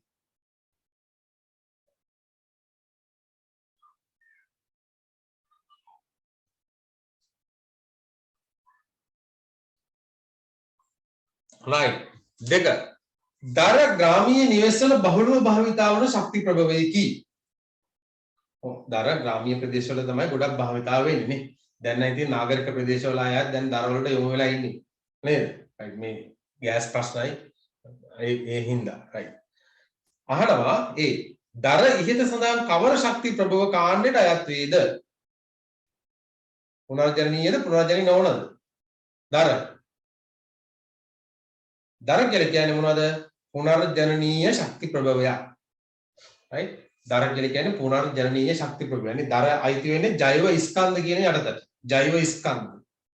නේ මතකද? ජෛව ස්කන්ධ කියලා කියන්නේ මොනවද? ජෛව ස්කන්ධය කියලා කියන්නේ ඉන්ධනයක් ලෙස භාවිතයට ගත හැකි ශාක හෝ සත්වමය කොටස් වල අපි කියනවා ජෛව ස්කන්ධ. එතකොට ජෛව ස්කන්ධ වලට තමයි අයිති වෙන්නේ දර, ඊට පස්සේ දහයිය, ලී කුඩු, පොල් කටු, පිදුරු, ඒ වගේ දේවල් අයිති වෙන්නේ ජෛව ස්කන්ධ යටතට. එතකොට ජෛව ස්කන්ධ කියලා කියන්නේ පුනර්ජනනීය ශක්ති ප්‍රභවය. හරිද පුතාලා? ඔතන මෙහෙමයි. මෙහෙම ගැටලුවකුත් තියෙනවා. දැන් අපි පොතේ ඉගෙන ගන්නවා මේක පුනර්ජනනීය ශක්ති ප්‍රභවයක් කියලා. හැබැයි අද වෙනකොට මොකද වෙන්නේ? අද මිනිස්සු විශාල වශයෙන් වනාන්තර එලිපෙහෙලි කරගෙන යනවා නේද? ඒ වනාන්තර එලිපෙහෙලි කරන විදියට අනිත් පැත්තෙන් වනාන්තර නිර්මාණය වෙන්නේ නැහැ. හැදෙන්නේ නැහැ ස්වභාවිකවනේ. හැදෙන්න ගොඩාක් කාලයක් ගත වෙනවා. මිනිස්සු ගස් කොළන් කපනවා. හැබැයි ස්වභාවික තත්ත්වයන් යටතේ නේද? ග්‍රාමීය ප්‍රදේශවල මිනිහෙක් ගිහිල්ලා කැලේකට ගිහිල්ලා දර කෝටුවක් කඩාගත්තා කියලා එතන ලොකු විනාශයක් වෙන්නේ නැහැ. අපි කතා කරන්නේ අන්න ওই විදිහට. හරි?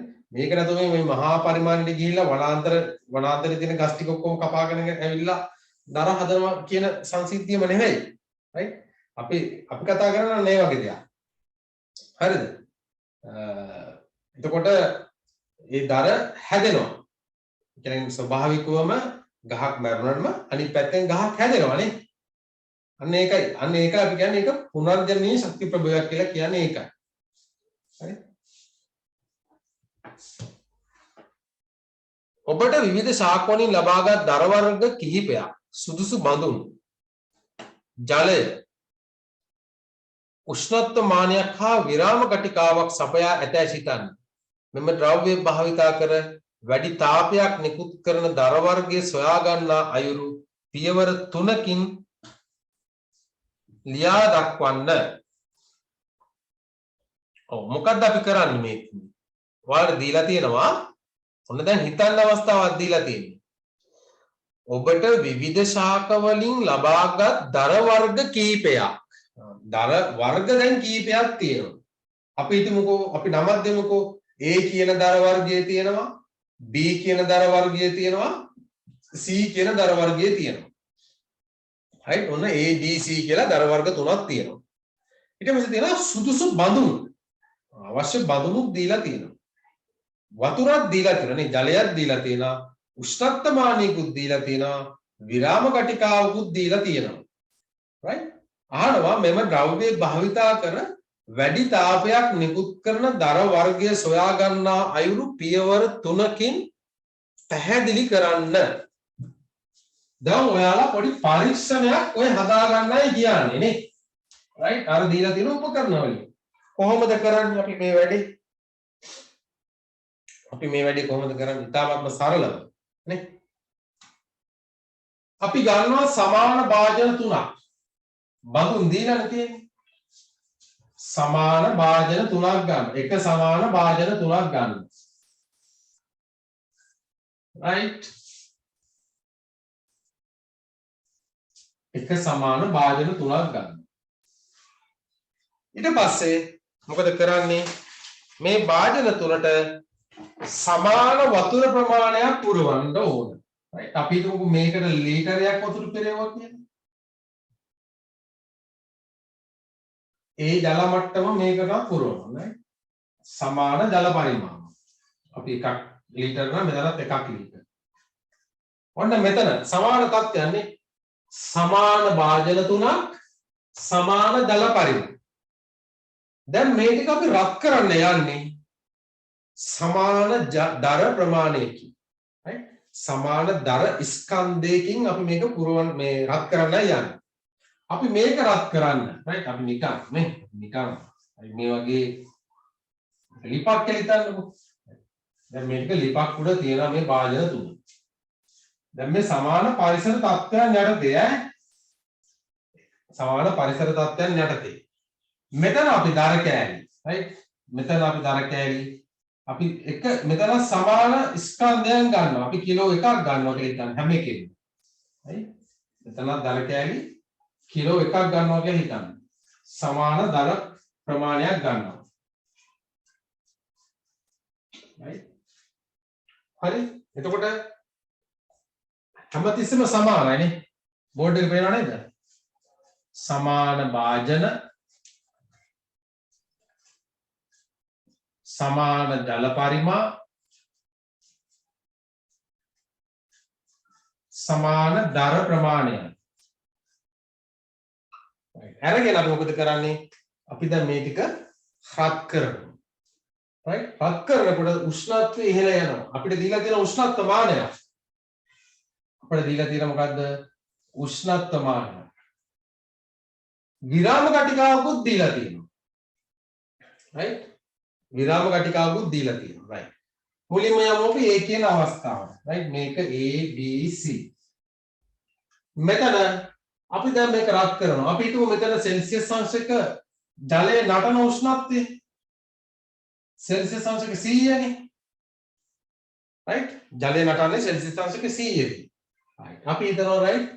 අපිට මෙහෙම මේක සෙල්සියස් අංශක 100ට ගන්නත් පුළුවන් නැත්නම් 50ක් කියලා එහෙම සලකන්නත් පුළුවන්. මොකක් හරි නිශ්චිත උෂ්ණත්වයකට මේ වතුර ටික රත් වෙන්න යන වෙලාව බලනවා විරාම කටිකාවයි. කොච්චර වෙලාවක් යනවද කියලා බලනවා. right? එතකොට මෙතන අපි තුමු සෙල්සියස් අංශක 100ටම රත් කරනවා කියලා. right? එතකොට සෙල්සියස් අංශක 100ට මුලින්ම මෙයා 100 උෂ්ණත්වමානය 100ට එන්න කොච්චර වෙලාවක් යනවද ඒ කියන්නේ. විරාම කටිකාවක් දීලා තියෙනවා. right? අපි හිතමු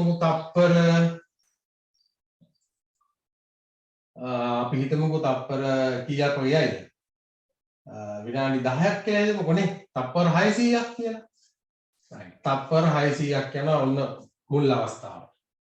දෙවෙනි අවස්ථාවට right දැන් මෙයා A කියන දර දෙවෙනි අවස්ථාවට මෙයාට අපි තුමු තප්පර 500ක් යන්නේ කියලා.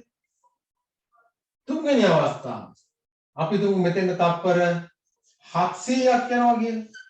right. දැන් මොකක්ද අහන්නේ ප්‍රශ්නේ? ප්‍රශ්න මොකක්ද අහන්නේ?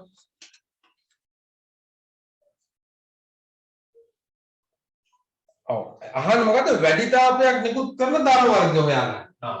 දැන් මට කියන්නේ මෙතන වැඩිපුරම වැඩි තාපයක් දෙන මොන දරද? Aද Bද Cද?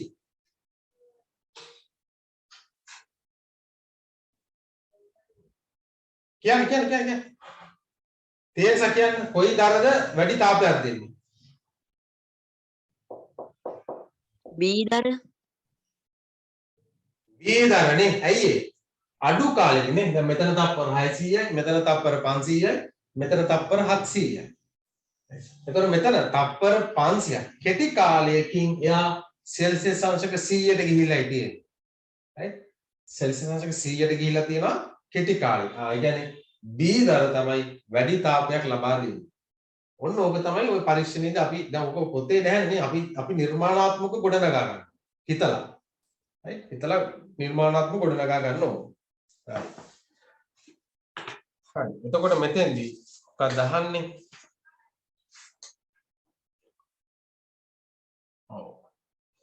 අහන්නේ වැඩි තාපයක් නිකුත් කරන දර වර්ගය සොයා ගන්නා අයුරු පියවර 3කින් ලියා ගන්න. පියවර 3කින් ලියන්න ඕන.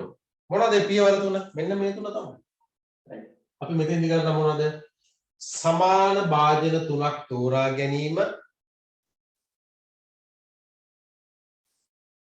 right ලියා ගන්න වෙන පළවෙනි පියවර. තර ලකුණක් දාලා ලියා ගන්න මෙහෙම. මෙහෙම ලියන්න.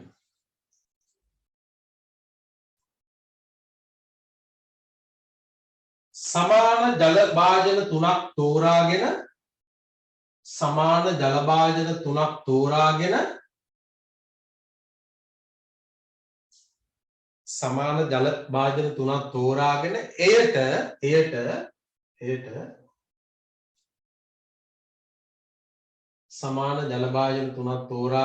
එයට සමාන ජල පරිමාවක් බැගින් එකතු කිරීම.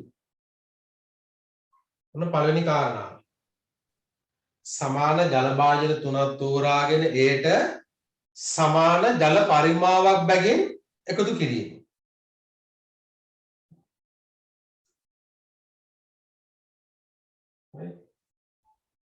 ඔන්න එක පියවරක් දැන් ලිව්වා. දෙවෙනි පියවර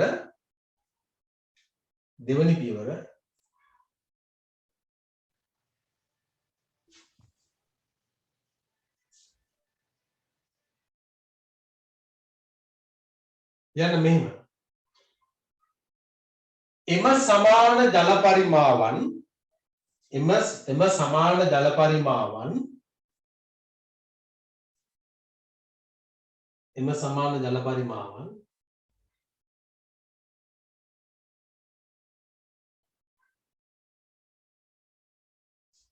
සෙල්සියස් අංශක 100ට රත් කිරීම සඳහා නෑ මෙහෙම ලියන්න පොඩ මෙහෙම ලියන්නකො.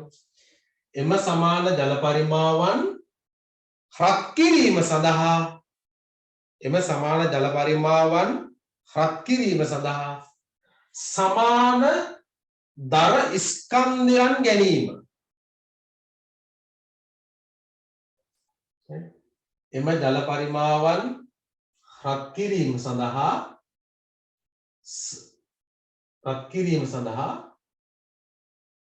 සමාන දර ස්කන්ධයන් ගැනීම. හරි එතකොට හැම එකෙම සමාන ජල මේ දර ස්කන්ධය ගානේ ගන්නවා. එම ජල පරිමාවන් රත් කිරීම සඳහා සමාන දර ස්කන්ධයන් ගැනීම. ඔන්න දැන් දෙවෙනි පියවරත් ලියමු. right. තුන්වෙනි එකට අපිට කියන්න පුළුවන් මෙහෙම. තුන්වෙනි එකට අපිට කියන්න පුළුවන්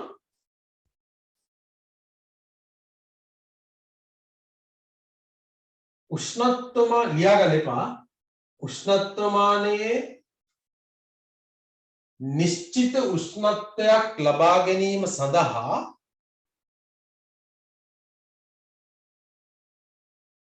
ගතවන කාලය සෙවීම නේ අන්න එහෙම ලියමු right ලියන්න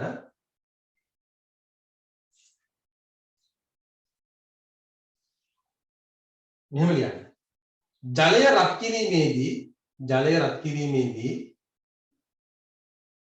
ජලය රත් කිරීමේදී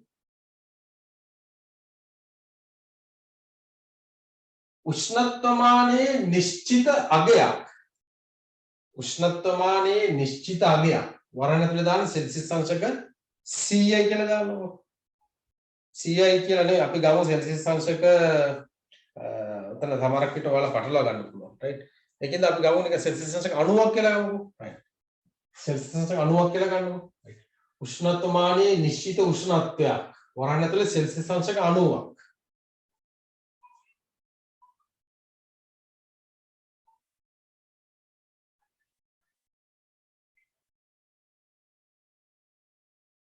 උෂ්ණත්වමානයේ නිශ්චිත උෂ්ණත්වයක් වරණ තුල සෙල්සියස් අංශක 90ක්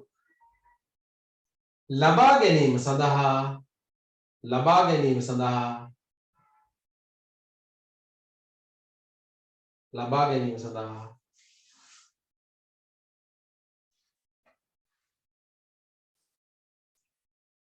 එක් එක් දර ලබා ගැනීම සඳහා එක් එක් දර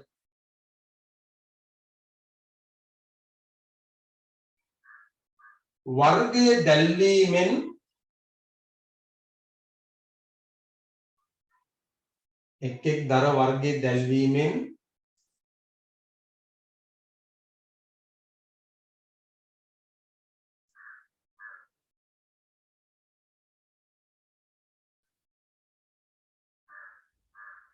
ගතවන අවම කාලය සෙවීම right ඔන්න දැන් ගතවන අවම කාලය සෙවීම ඔන්න අපි දැන් පියවර 3කින් ලියමු එතකොට අවම කාලය තමයි වැඩිම දර වැඩිම තාප ශක්තියක් ලබා දෙන දර වර්ගය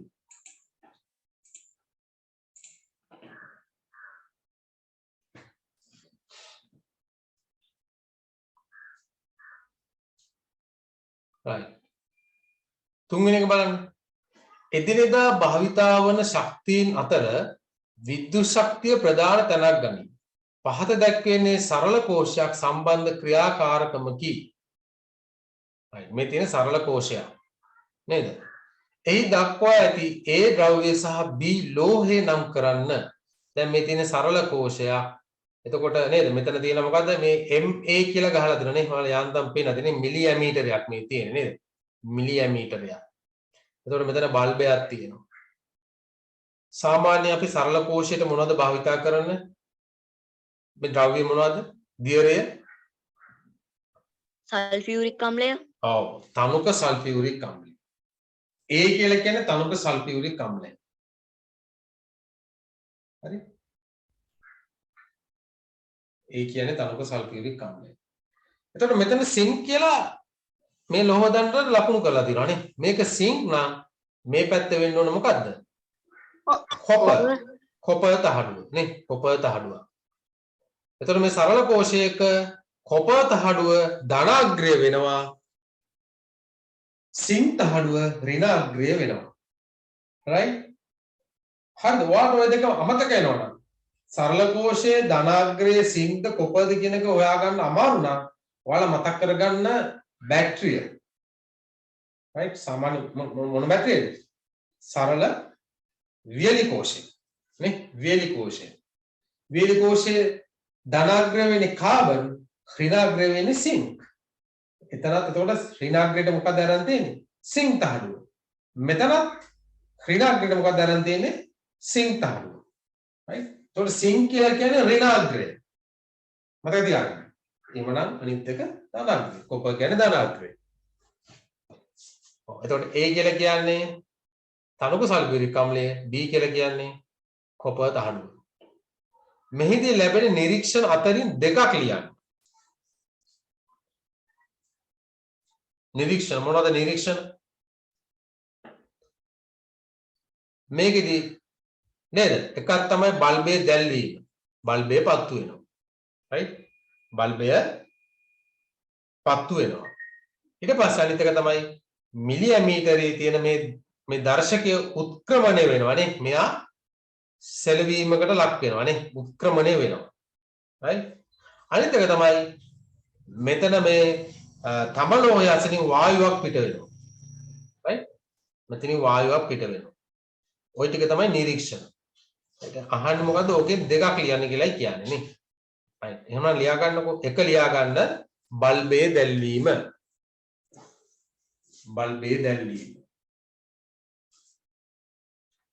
දෙක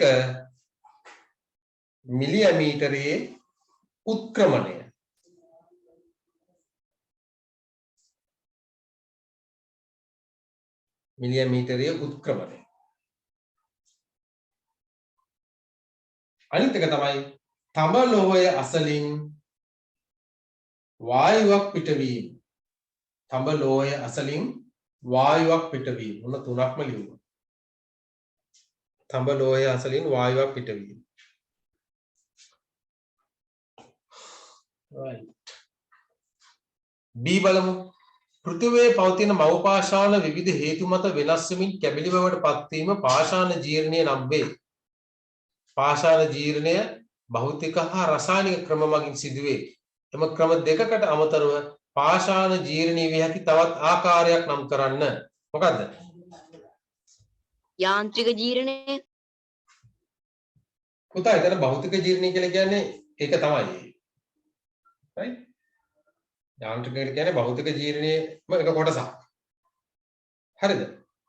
එතකොට දැන් මෙතන භෞතික ජීර්ණයක් තියෙනවා රසායනික ජීර්ණයක් තියෙනවා. අනිත් එක තමයි මොකද්ද? ජෛව සාධක මගින් සිදුවන ජීර්ණය.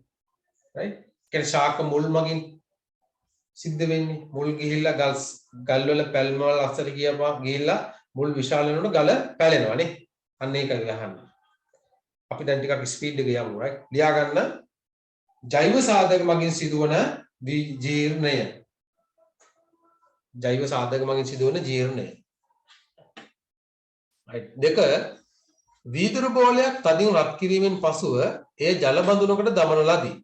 නැවත ඒ ජලයෙන් පිටතරගෙන නිරීක්ෂණය කළ විට එය ඉරිතලා ඇති අයුරු දිස්විය. මෙම ක්‍රියාකාරකම මගින් කවර පාෂාණ ජීර්ණ ක්‍රමයක් ආදර්ශනය කරයිද? මොකද්ද? කියන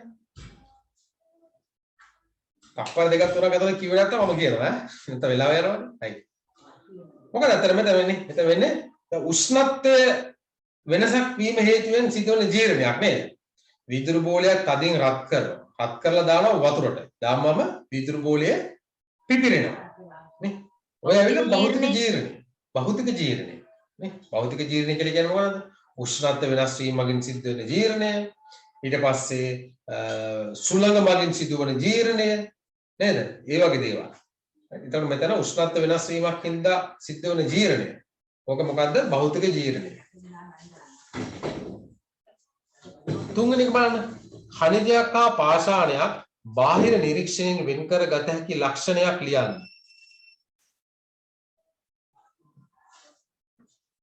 අපි ඉගෙන ගත්තා khනිජ කියලා කියන්නේ නේ khනිජ වලට තියෙනවා නිශ්චිත ජ්‍යාමිතික හැඩයක් තියෙනවා. මතු පිට ස්වභාවය. හරි මතු පිට ස්වභාවයේ යම්කිසි ඒකාකාරී බවක් තියෙනවා. හරි? මතු පිට ස්වභාවයේ යම්කිසි ඒකාකාරී බවක් තියෙනවා. හැබැයි පාෂාණ වල එහෙම නැහැ. මතු පිට ස්වභාවයේ එක හැඩයට තියෙනවා නේ. එකම විදිහකට නැහැ. ගල් පාෂාණ වල ඒව නැහැ. right? ලියන්න උත්තරේ khනිජවල මතු පිට ඒකාකාරී වේ. khනිජවල මතු පිට ඒකාකාරී වේ.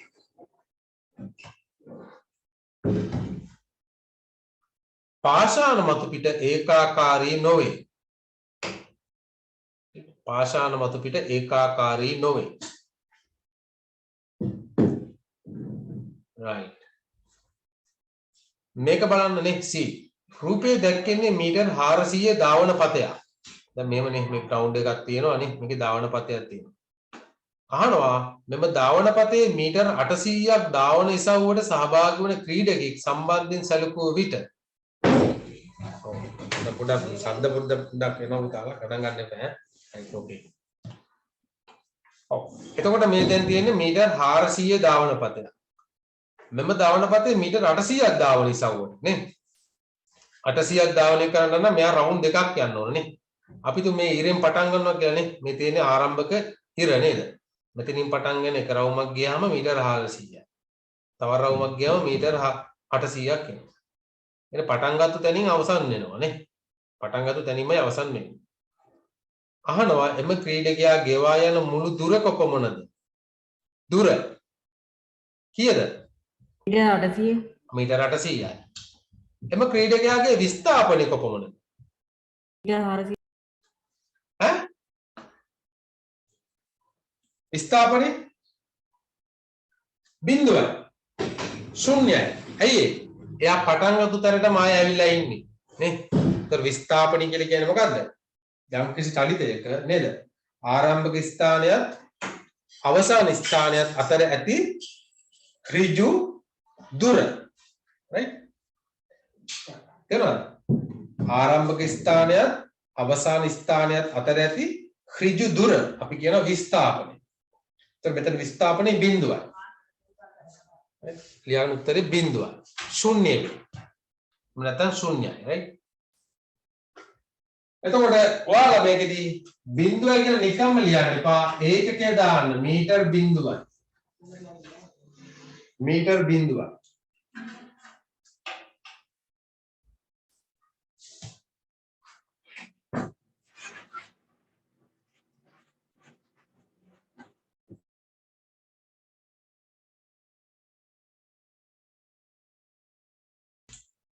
ක්‍රීඩකයන් ක්ෂණිකව ශක්තිය ලබා ගැනීම සඳහා භාවිතා කරන ග්ලූකෝස් අයත් පෝෂක කාණ්ඩය කුමක්ද?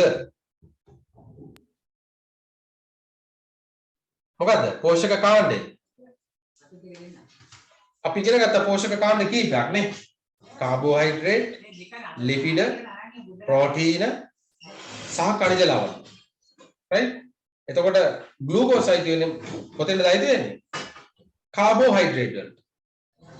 හරි ග්ලූකෝස් අයිති වෙන්නේ කාබෝහයිඩ්‍රේට්.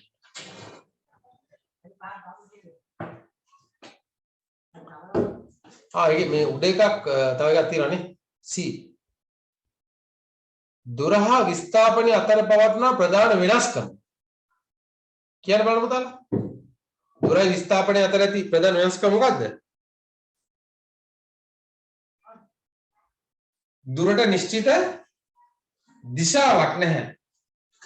විශාලත්වයක් පමණයි තියෙන්නේ දුරට. විස්ථාපනයේට නිශ්චිත දිශාවක් මෙන්ම නිශ්චිත විශාලත්වයක් පවතිනවා නේ. right? ඕක තමයි වෙනස. මතකයි නේද?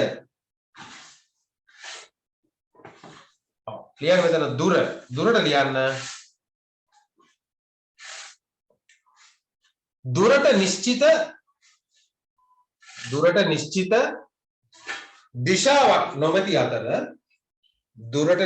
දිශාවක් නොමැති අතර නිශ්චිත විශාලත්වයක් පමණක් ඇත. right?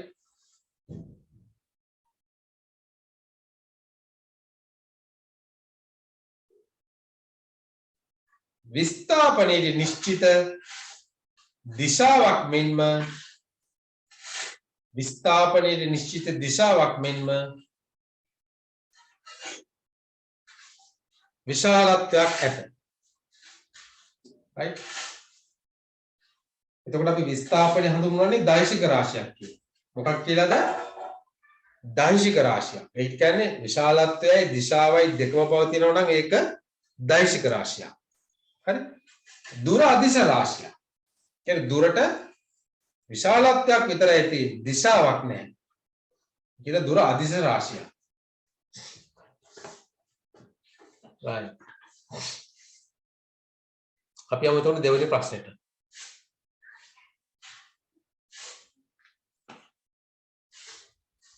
ශාකවල පවතින විවිධ කොටස් විවිධ වූ කාර්යයන් ඉටු කිරීම සඳහා හැඩ ගැසී ඇත. අහනවා එක A මුල් මගින් වර්ධක ප්‍රජනනය ඉටු කරන ශාකයක් නම් කරන්න. මුල් මගින් බෝ වෙන කට්ටිය. කවුද? මුල් මගින් බෝ වෙන කට්ටිය කියන්නේ බලන්න පුතාලා.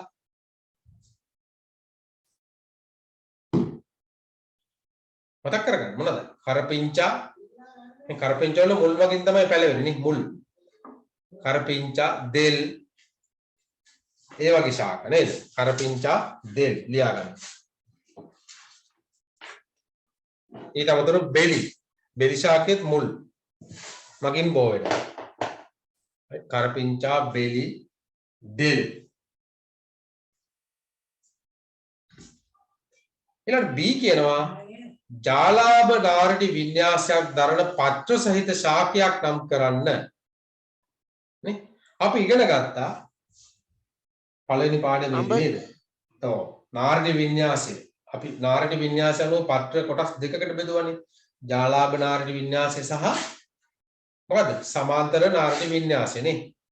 ඒත් ජාලාභ නාරටි වින්‍යාසය තියෙනවා අඹ, කොස්, දෙල් ඒ වගේ ශාකවල තියෙනවා. ලියන්න උත්තරේ අඹ, කොස්, peer ඒ වගේ. right? අඹ, කොස්, peer.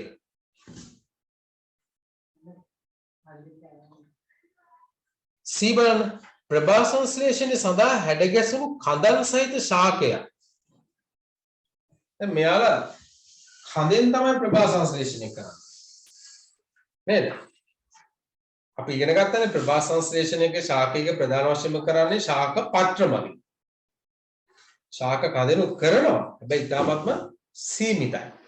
හැබැයි සමහර ශාක තියෙනවා ඒගොල්ලෝ ශාක කඳෙන් තමයි වැඩිපුර ප්‍රභා සංශ්ලේෂණය කරන්නේ. අන්න ඒක ගැන තමයි අහන්නේ නේ. උදාහරණ මොනවද?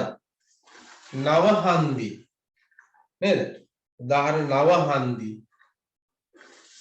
හීරැස්ස හාතාවාරිය. right? දැකලා දිනන නේද නවහන්දියේම ගස්. දැකලා ගත්තා පොඩ්ඩක් සර්ච් කරලා බලන්න නේ. නවහන්දි හාතාවාරිය හීරැස්ස. හරි. දෙක බලන්න.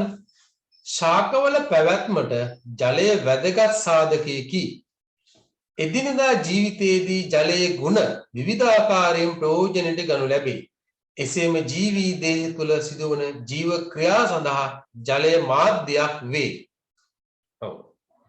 right. අහනවා ජලය මාධ්‍යයක් ලෙස භාවිතා වන ජීව ක්‍රියාවලියක් නම් කරන්න. මොනවද?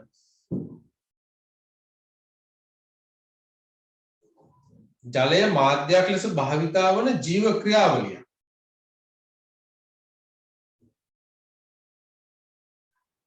ජලය මාධ්‍යයක් විදිහට භාවිතා කරනවා. කියන්න බලන්න. අහඩිය නෑ එහෙම නෙවෙයි. අහන්නේ පුතාලා ජලය මාධ්‍යයක් ලෙස භාවිතා වන ජීව ක්‍රියාවලිය. නේ? අපේ සෛලීය නේ අපේ ශරීරයේ සෛලයේ තුල සිදුවන ක්‍රියාවලින් සිද්ධ වෙන්න නම් ජලය තියෙන්න ඕන. නේ? එතකොට සෛලයේ තුල සිද්ධ වෙන ක්‍රියාවලියක් තමයි මොනවද? ශෝෂණය. ශෝෂණය. right? ඒක වෙන්නේ ජලයේ මාධ්‍යයක් විදිහට. දැන් අපි ඉන්නේ වායු ගෝලීය මාධ්‍යයේනේ. අපි ඉන්න මාධ්‍ය තමයි වායු ගෝලීය. එතකොට සෛලයේ තුල වතුර පිරලා තියෙන ගොඩක්. ඒ වතුරේ තමයි අනිකුත් ඔය ජීව ක්‍රියාවලින් සිද්ධ වෙන්නේ මාධ්‍යයක් විදිහට. හරි? එහෙනම් ශෝෂණය කියලා ලියාගන්න උත්තරේ ශෝෂණය. ඒ කියන්නේ ජීවී දේහ තුල සිදුවන ශක්තිය නිපදවීමේ ක්‍රියාව. මොකද්ද? ශෝෂණය. මෙතෙන්ද ශෝෂණය. ඊළඟ කියනවා B. ජලයේ සිසිලන කාරක ගුණය සහ ද්‍රාවක ගුණය එදිනෙදා භාවිතයට ගන්න අවස්ථාවක් බැගින් ලියන්න.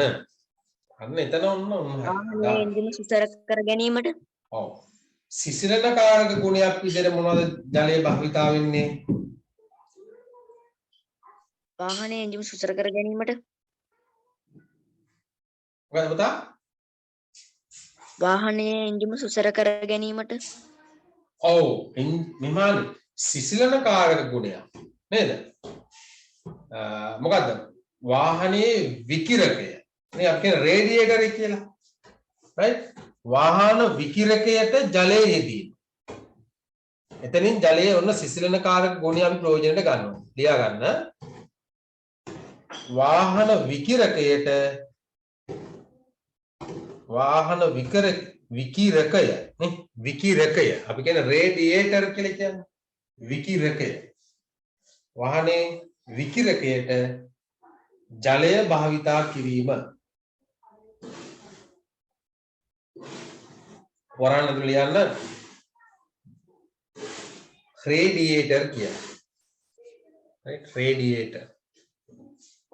අනේ ඒතකොට ජලයේ සිසිලන කාරක ගුණය තමයි අපි ඉතින් ප්‍රයෝජනනේ. වාහනේ රත් වෙනකොට ඒ එන්ජින් එකේ තාපය උරා ගන්නවා රේඩියේටරේ මගින් ජලය නේ ජලය. එතකොට රේඩියේටර් රත් වෙනවා. රයිට් රේඩියේටර් රත් වෙනවා. එතකොට රේඩියේටර් සිසිල් වෙනවා නේ වාහනේ යනකොට හුලම් පාර වදිනවානේ රේඩියේටරේ. හුලම් පාර වදිනකොට රේඩියේටරේ තියෙන තාප අංශුන් සුලගත් එක්ක නේ වායු අංශුත් එක්ක ගැටිලා එතනින් තාපය හානි වෙනවා.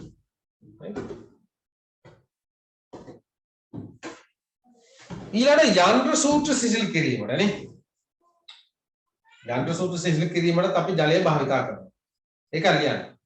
යන්ත්‍ර සූත්‍ර සිසිල් කිරීම. යන්ත්‍ර සූත්‍ර සිසිල් කිරීම.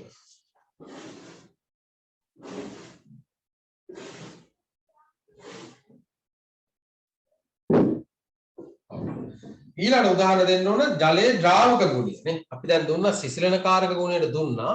දැන් දෙන්න ඕන ද්‍රාවක ගුණය. ඉදිරියදා භාවිතයට ගන්න අවස්ථාව මොන ද්‍රාවකය? අපි තේ හදනකොට සීනි දිය වෙන්නේ ජලයේ තියෙන ද්‍රාවක ගුණයෙන් හින්දා. right? සීනි වර්ණක ඒ වගේම රසකාරක වගේ දේවල් ජලයේ දිය වෙන්නේ ජලයේ තියෙන ද්‍රාවක ගුණයෙන් හින්දා. අපි බෙහෙත් බොනකොට බෙහෙත් වතුරේ දිය කරගන්නේ ජලයේ තියෙන ද්‍රාවක ගුණයෙන් හින්දා. right? අනේ දෙක ලියා ගන්නකො. right ලියා ගන්න මෙහෙම. ඖෂධ වර්ග ජලයේ දිය කර ගැනීම. ඖෂධ වර්ග ජලයේ දිය කර ගැනීම. අනිත් එක ලියන්න.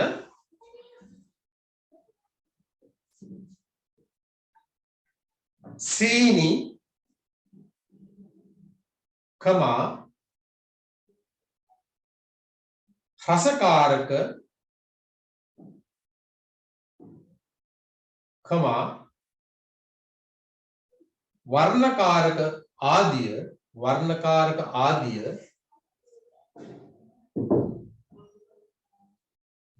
ජලයේ දිය කර බීම වර්ග සෑදීම. ජලයේ දිය කර බීම වර්ග සෑදීම. අන්න ජලයේ ද්‍රාවක ගුණ වලට උදාහරණ. ඔය හිතලා ලියන්න. කෝඩියල් හදන්නේ ඇයි? කෝඩියල් හැදෙන්නේ ජලයේ ඒ ජලයේ තියෙන ද්‍රාවක ගුණ. කියන්නේ යමක් දිය කිරීමට තියෙන හැකියාවනේ. ද්‍රාවක ගුණ කියලා කියන්නේ මොකද්ද? යමක් දිය කිරීමට තිබෙන හැකියාව.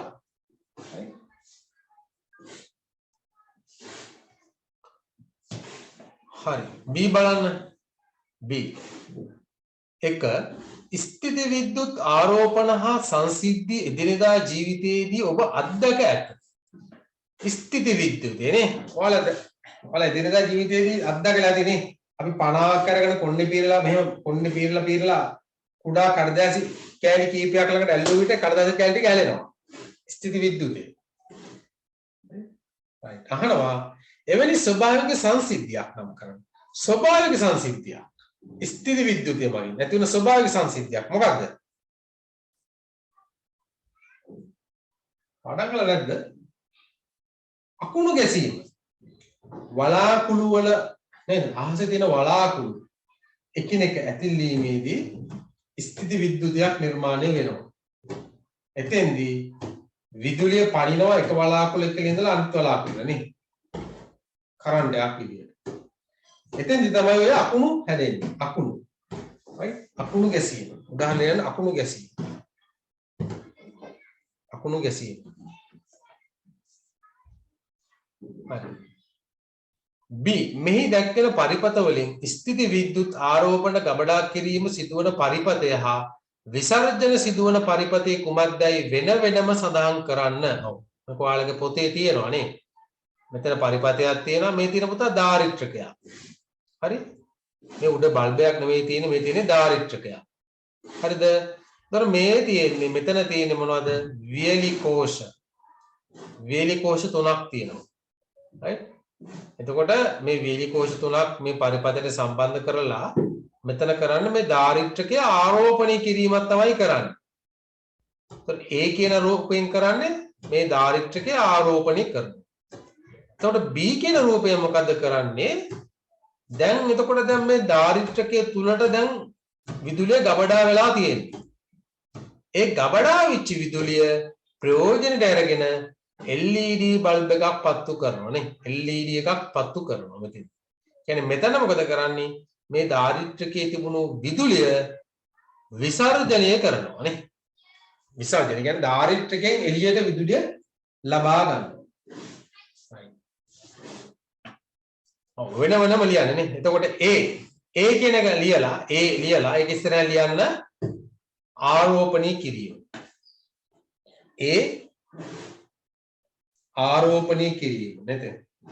නැත්නම් ගබඩා කිරීම. right? ඒ කියන්නේ ගබඩා කිරීම. A ගබඩා කිරීම. B විසර්ජනය කිරීම. right? B විසර්ජනය කිරීම. right දෙවෙනි එක බලන්න. අපගේ එදිනෙදා කාර්ය පහසු කරන විවිධ ශක්ති ප්‍රභේද රසක් පවතී. ශක්ති ප්‍රභේද ගොඩක් තියෙනවා නේ. තාප ශක්තිය, විද්‍යුත් ශක්තිය, ධ්වනි ශක්තිය. right. මෙතන අහනවා A තාප විදුලි බලාගාරයකදී ටර්බයිනේ කැරකිවීමට යොදාගන්නේ කුමන ද්‍රව්‍යයක් සතු කවර ශක්තියද?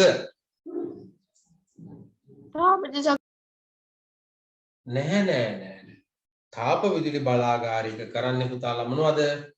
ගල් අඟුරු භාවිතා කරලා තාපය නිපදව ගන්නවා. ඒ තාපයෙන් වතුර රත් කර ගන්නවා. හරිද? වතුර රත් කරලා වතුර රත් වෙනකොට පිට වෙන මොනවද? හුමාලය. ඒ හුමාලේ වේගයෙන් ගැටීමට සලස්සනවා තලබඹරි. හරි? ඒකට තමයි තලබඹරි කැරකෙන්නේ. හරි? ඇත්තටම ඔය ගල් අඟුරු ගේන්නේ මොකටද? වතුර රත් කරන්න. තාප විදුලි බලාගාරය. වතුර රත් කරලා එතනින් හුමාලය නිපදෙනවා. ඒ හුමාලය වේගයෙන් ගැටීමට සලස්සනවා තලබඹරි. එතකොට තලබඹරි කැරකෙනවා. right? තලබඹරි කැරකෙනවා. ඒ කියන්නේ හුමාලයේ සතුව පවතින චාලක ශක්තිය. උත්තරේ. ටර්බයින් කැරකීමට යොදාගන්නේ කුමන ද්‍රව්‍යයක් සතු කාර්ය ශක්තියද? ලියා ගන්න. හුමාලයේ සතුව පවතින චාලක ශක්තිය. හුමාලයේ සතුව පවතින චාලක ශක්තිය.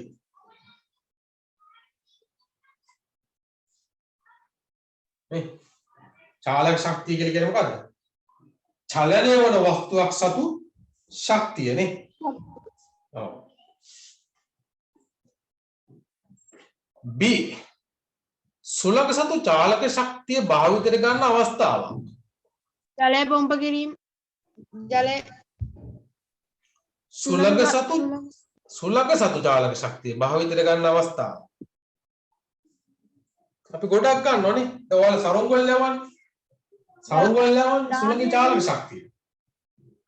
එතකොට අපි සුලම් මෝඩවල මගින් විද්‍යුත් බල නිපදවන්නේ සුලගේ චාලක ශක්තිය මගින්. කුඹුර වල වී මුලම් කරන්නේ. නේද? වී වල තියෙන බොල් වී යට අයින් කරන්න ගන්න. අපි කියන වී හුලං කිරීම කියලා. සුළඟේ චාලක ශක්තිය. ඔන්න ඔය තුන ලියා ගන්න. right ලියා ගන්න සරුංගල් යැවීම. සරුංගල් යැවීම. සුළං මෝල භාවිතයෙන් විදුලිය නිපදවීම. සුළං මෝල විදුලිය උත්පාදනය. ඔව් ඒක තමයි.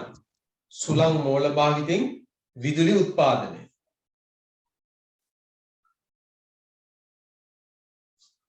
අයන පුළුවන් වී හුලං කිරීම. වී හුලං කිරීම. වී හුලං කිරීම. ඔය වගේ දේවල් හිතලම ලියන්න පුළුවන්. හරි දෙවෙනි ප්‍රශ්නේත් ඉවරයි. තුන්වෙනි එක බලමු. ඔව් මෙතන තියෙනවා his yogurt කෝප නේ. මේක දැකපු ගමන් මතක් වෙන්න ඕනේ නේ. right. මෙහි දැක්කෙන ඇටුම කුමන සිදුවීමක් ආදර්ශනීය සඳහා සකසන ලද්දක්ද? ඔව් පොඩි කාලේ කරන්නේ යෝගට් කෝප දෙකක් අරගෙන නූලක් ගැට ගහලා කතා කරන්නේ. මේ පැත්තෙන් එක්කෙනෙක් කතා කරනවා අනිත් පැත්තෙන් මේක කනේ තියාගෙන ඉන්නවා නේ. මෙතන මොකද ඇත්තටම? මෙතන මොකද කරන්නේ ඇත්තටම? කියන බලන්න. ඝන මාධ්‍යයක් තුලින් ධ්වනිය සම්ප්‍රේෂණය ආදර්ශනීය කිරීම. නූල කියන්නේ ඝන මාධ්‍යයක්. නූල දිගේ ධ්වනිය ගමන් කරන හැටි තමයි මේ පෙන්වන්නේ නේ. right ලියා ගන්න උත්තරේ. ඝන මාධ්‍යයක් තුලින් ධ්වනිය සම්ප්‍රේෂණය කිරීම. සම්ප්‍රේෂණය. ඝන මාධ්‍යයක් තුලින් ධ්වනිය සම්ප්‍රේෂණය කිරීම.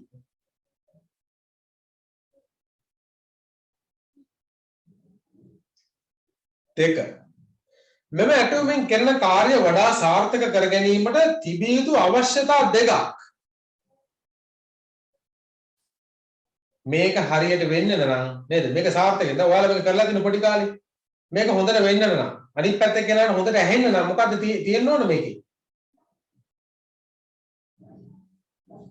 කියලා බලන්න මොකක්ද තියෙන්න ඕන? නූල හොඳට ඇදිලා තියෙන්න ඕන නේ. නැත්නම් නූල හොඳට ඇදිලා තිබුණ නැතුනොත් ඇහෙන්නේ නැහැ. නූල හොඳට ඇදිලා තියෙන්න ඕන. අනිත් එක තමයි නේ මේ දැන් මෙහෙම ළඟ ළඟ ඉඳලා කතා කරන්න හරියන්නේ නැහැ නේ. යෝගට් කෝපෙන් ඇහෙන්න කලින් හරිය කතා කරන අපිට ඇහෙලි ඉවරයි. නේ? ඒකින්ද මේක හොඳට බලන්න නම් ටිකක් දුරින් ඉඳලා කතා කරන්න ඕන නේ. දුරින් ඉඳලා කතා කරන ළඟ ළඟ ඉඳලා කතා කරන්න හරියන්නේ නැහැ.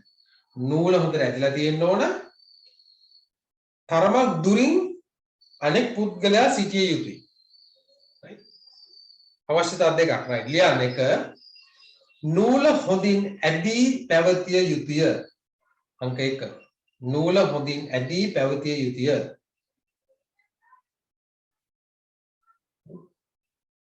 නූල හොඳින් ඇදී පැවතිය යුතුය. අංක 2 තමයි දෙදෙනා අතර පරතරය වැඩිවීම. දෙදෙනා අතර පරතරය වැඩිවීම. දැන් දෙන්නෙක් එක්ක යන්නේ නැත්නම් මම මේ කනේ එකක් මේ කනේ තියන අනිත් එක මේ කනේ තියන කතා කරන්න බෑ නේද? තව එක්කෙනෙක් ඉන්න ඕනේ. ටිකක් ඈතින් ඉන්න ඕනේ. right? එතකොට තමයි මේක සාර්ථක වෙන්නේ. හරි තුන්වෙනි එක බලන්න. ඉහත ක්‍රියාකාරකම සඳහා සිරුරේ කවර ව්‍යුහයක් අනිවාර්යෙන් යොදාගත යුතුද? සිරුරේ මොන ව්‍යුහයද යොදාගන්නේ? ලියගන්න. කන නේ. අපි කන භාවිතා කරනවා නේ. කන කියලා ලියන්න. 4 අහනවා ඔබ තුනෙහි නම් කළ ව්‍යුහයේ ජීව දේහ සංවිධාන මට්ටම් අතරින් කවරකට අයත්ද? දැන් මොන ජීවයේ සංවිධාන මට්ටම් ගැන මතක් කරගන්න. කන කියලා කියන්නේ මොකද්ද? දැන් ජීවයේ සංවිධාන මට්ටම් ටික මතක් කරගන්න ඕනේ. සෛල දිනනවා. සෛල එකතුල හැදෙන පටක එකතුල හැදෙන මොනවාද? අවයව.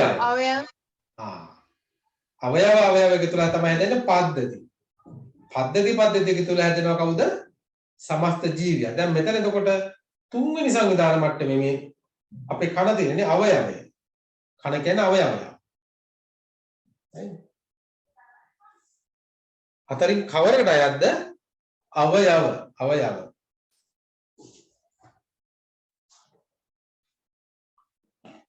B ඉහත රූපේ දැක්කන්නේ වෛද්‍ය උෂ්ණත්ව මානයකි.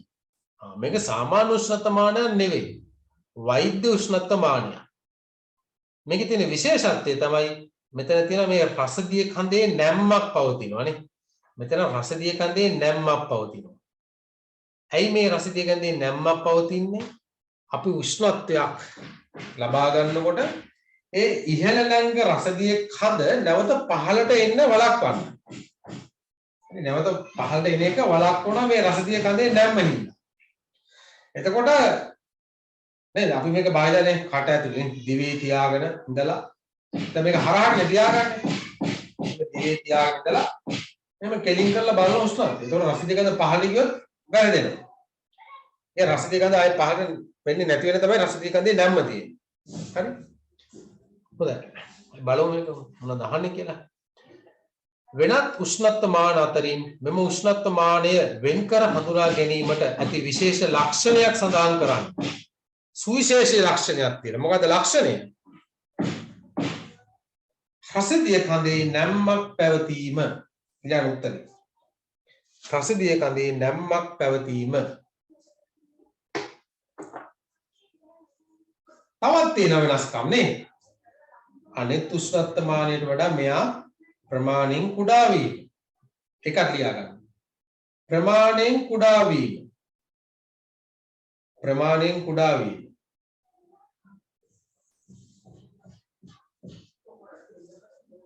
තවත් තියෙන ලක්ෂණ මොනවාද? අනෙක් උෂ්ණත්ව මානයේ සෙල්සියස් අංශක 0 ඉඳලා සෙල්සියස් අංශක 100ක තියෙනවා. මෙයා තියෙන්නේ සෙල්සියස් අංශක කීනද? 35 ඉඳලා 43 වෙනකම්. right? මෙයා තියෙන්නේ මෙයාගේ උෂ්ණත්ව පරාසය සෙල්සියස් අංශක 35 සිට සෙල්සියස් අංශක 43 දක්වා. ඇයි එහෙම තියෙන්නේ? මේක භාවිතා කරන්නේ අපේ ඇඟේ තියෙන උෂ්ණත්වය බලන්න නේ.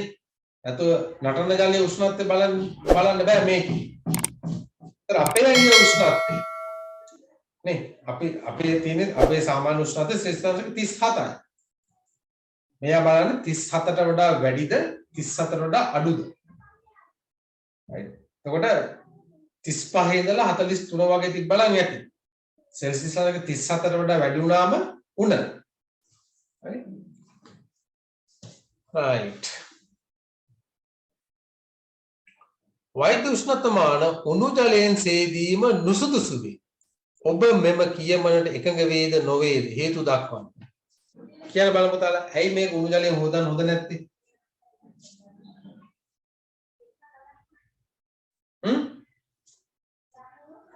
උණු ජලයෙන් ඇයි හොදන්න හොඳ නැත්තේ?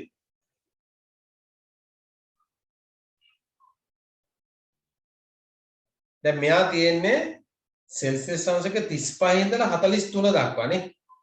එතකොට 43ට වඩා යනවනම් රසදිය ගඳ තව ගොඩාක් ප්‍රසාරණය වෙනවා නේ. උණු ජලය කියලා කියන්නේ උෂ්ණත්වය වැඩි. සෙල්සියස් අංශක 60 70 80 ওই ගණන් වල තියෙන පුළුවන් උෂ්ණත්වය උණු ජලයේ. එතකොට මොකද වෙන්නේ? අර රසදිය කඳ එයා ගොඩාක් ප්‍රසාරණය වෙනවානේ. උෂ්ණත්ව මානයේ දිග මදි දැන් මෙයාට ප්‍රසාරණය වෙනවා. මොකද වෙන්නේ එහෙම වුණා.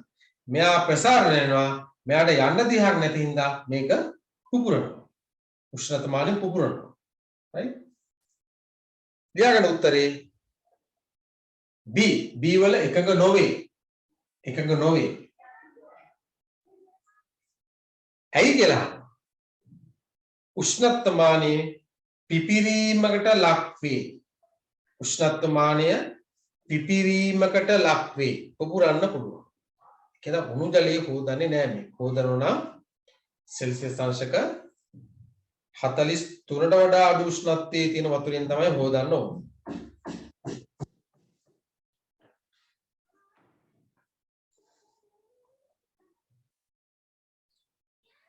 හරි. දෙක බලන්න. දහවල තහඩු මඩුවක් යට සිටින විට වැඩි උණුසුමක්ද දැනෙන්නේ කවර තාප සංක්‍රමණ ක්‍රමයක් නිසාද? අපි දහවල් කාලේ ගෙදර ඉන්නකොට වහල රත් වෙනවා. එතකොට අපිට ඒ තාපය ලැබෙනවා. අපිට දැනෙනවා නේ වහල රත් වෙලා තිනකොට ඇතුළේ උෂ්ණත්වය වැඩි. එතකොට ඒ උෂ්ණත්වය වැඩි වෙන්නේ ඒ කියන්නේ තාපය වහලේ ඉඳලා කොහොමද සංක්‍රමණය වෙන්නේ? මොන ක්‍රමයේ මගින්ද?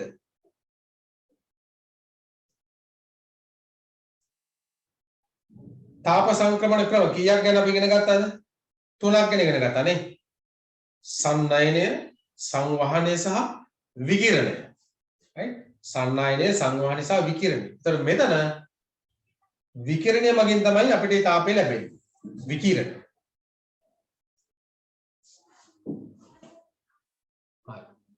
තුන්වෙනි බලන්න. ආහාර වල අඩංගු පෝෂක හඳුනා ගැනීමට පරීක්ෂණ කිහිපයක් සිදු කරන ලදී. එහිදී රත් කිරීමක් සිදු කළ යුත්තේ කවර පෝෂකයේ හඳුනා ගැනීමේදීද? ඔයාලට මතක ඇති. ග්ලූකෝස් හඳුනා ගැනීමට අපි කරනවා මොකද්ද? බෙනඩික් පරීක්ෂාව නේ. බෙනඩික් පරීක්ෂාව. එතෙන්ද අපි මොකද කරන්නේ? රත් කරනවා. right? බෙනඩික් ද්‍රාවණයට ග්ලූකෝස් ස්වල්පයක් දාලා අපි රත් කරනවා. රත් කරනකොට තමයි අන්තිමටම ගඩොල් රතු පැහැති අවක්ෂේපයක් ලැබෙන්නේ නේ. ගඩොල් රතු පැහැති අවක්ෂේපයක් ලබා දෙන්නේ ග්ලූකෝස් තිබ්බා. හරි? එතකොට ඒක තමයි මේ අහන්නේ. 3A glucose. ග්ලූකෝස් හඳුනා ගැනීම. 3B කියනවා හෝස දම් පැහැයක් නිරීක්ෂණය කිරීමට ලැබුණේ කවර පෝෂකය හඳුනා ගැනීමේදීද? හෝස දම් පැහැයක් ලැබෙන්නේ මොකද්ද? පරීක්ෂාව. ප්‍රෝටීන හඳුනා ගැනීම. බයුරෙට් පරීක්ෂා. මතකයි? බයුරෙට් පරීක්ෂා. ප්‍රෝටීන සාම්පලයකට බයුරෙට් ස්වල්පයක් දාලා නේද? දැන් මම මොකද වෙන්නේ? දම් පැහැයට හැරෙනවා. right? හරි. දැන් මේකේ තවත් තියෙන පුතාලා ප්‍රශ්න 3ක් තියෙනවානේ. 4 5 6 4ක් තියෙනවානේ. 4ක් තියෙනවා. හරිද? දැන් කීප දෙනෙක්ම ගිහිල්ලත් එක තියෙන්නේ. ඇයි දන්නේ? පොඩ්ඩක් ඉන්න බලන්න.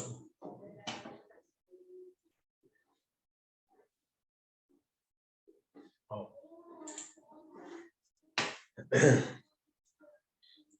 හරි. මේ ටික පුතාලා මම මේ ඉතිරි ප්‍රශ්න 4 මම රෙකෝඩ් කරලා වල දාන්නද? නැත්නම් වෙලාව මදි වෙනවා දැන්. ටිකක් වෙලාව මම දැන් ස්පීඩ් එකේ තමයි ගියේ. හරි වෙලාව ඇතුව කරන්න පුළුවන් ඔයාලත් එක්ක තව කතා කර කරන්න ගියොත් එහෙම ගොඩාක් වෙලා යනවා. ඉතිරි ටික මම කන්ටිනියු කරලා ඒ ටික මම රෙකෝඩ් එකක් කරලා දාන්නම්. මේ ටිකත් එක්කම. හරි? එහෙම කරන්නද? right okay. මේක ඔයාලා කරපු නැති කෙනෙක් ඉන්නවා නම් මේක කරන්න පේපර් එක. අනිවාර්යයෙන්ම මේ වගේ තමයි ප්‍රශ්න එන්නේ විභාගෙට. හරිද? එතකොට පුතාලා දැන් 8 වසර පන්තිය බදාදා තියෙනවා. 7 තව පාඩමේ තව එක දවසකින් වගේ ඉවර කරන්න පුළුවන්. 7 තියෙන තව අන්තිම පාඩමේ එක කොටසක් තියෙනවා. ඒක සුපුරුදු පරිදි ලබන සෙනසුරාදා නෑ බ්‍රහස්පතින්දා 7:00 ඒක වෙනවා. උඩ 7 පන්ති ළමෝ මේකට සම්බන්ධ වෙන්න මගෙත් එක්ක හිටපු ළමෝ සෙට් එක. right එහෙමනම් 8 වසර බදාදා 7:00 පටන් ගන්නවා. ඔයාලගේ තව යාළුවෝ එහෙම ඉන්නවා නම් මේ ගැන දැනුවත් කරලා බලන්න පොඩ්ඩක් පන්තියේ කීප දෙනෙක් හරි එකතු කරගන්න පුළුවන්ද කියලා. right හරි එහෙමනම් පුතාලා මම අදට පන්තිය නවත්තනවා. එමන හැමෝටම සුබ දවසක්. අයබෝවන්. God bless you, sir. Thank you, sir. Thanks, Puta. Welcome. Right. Okay.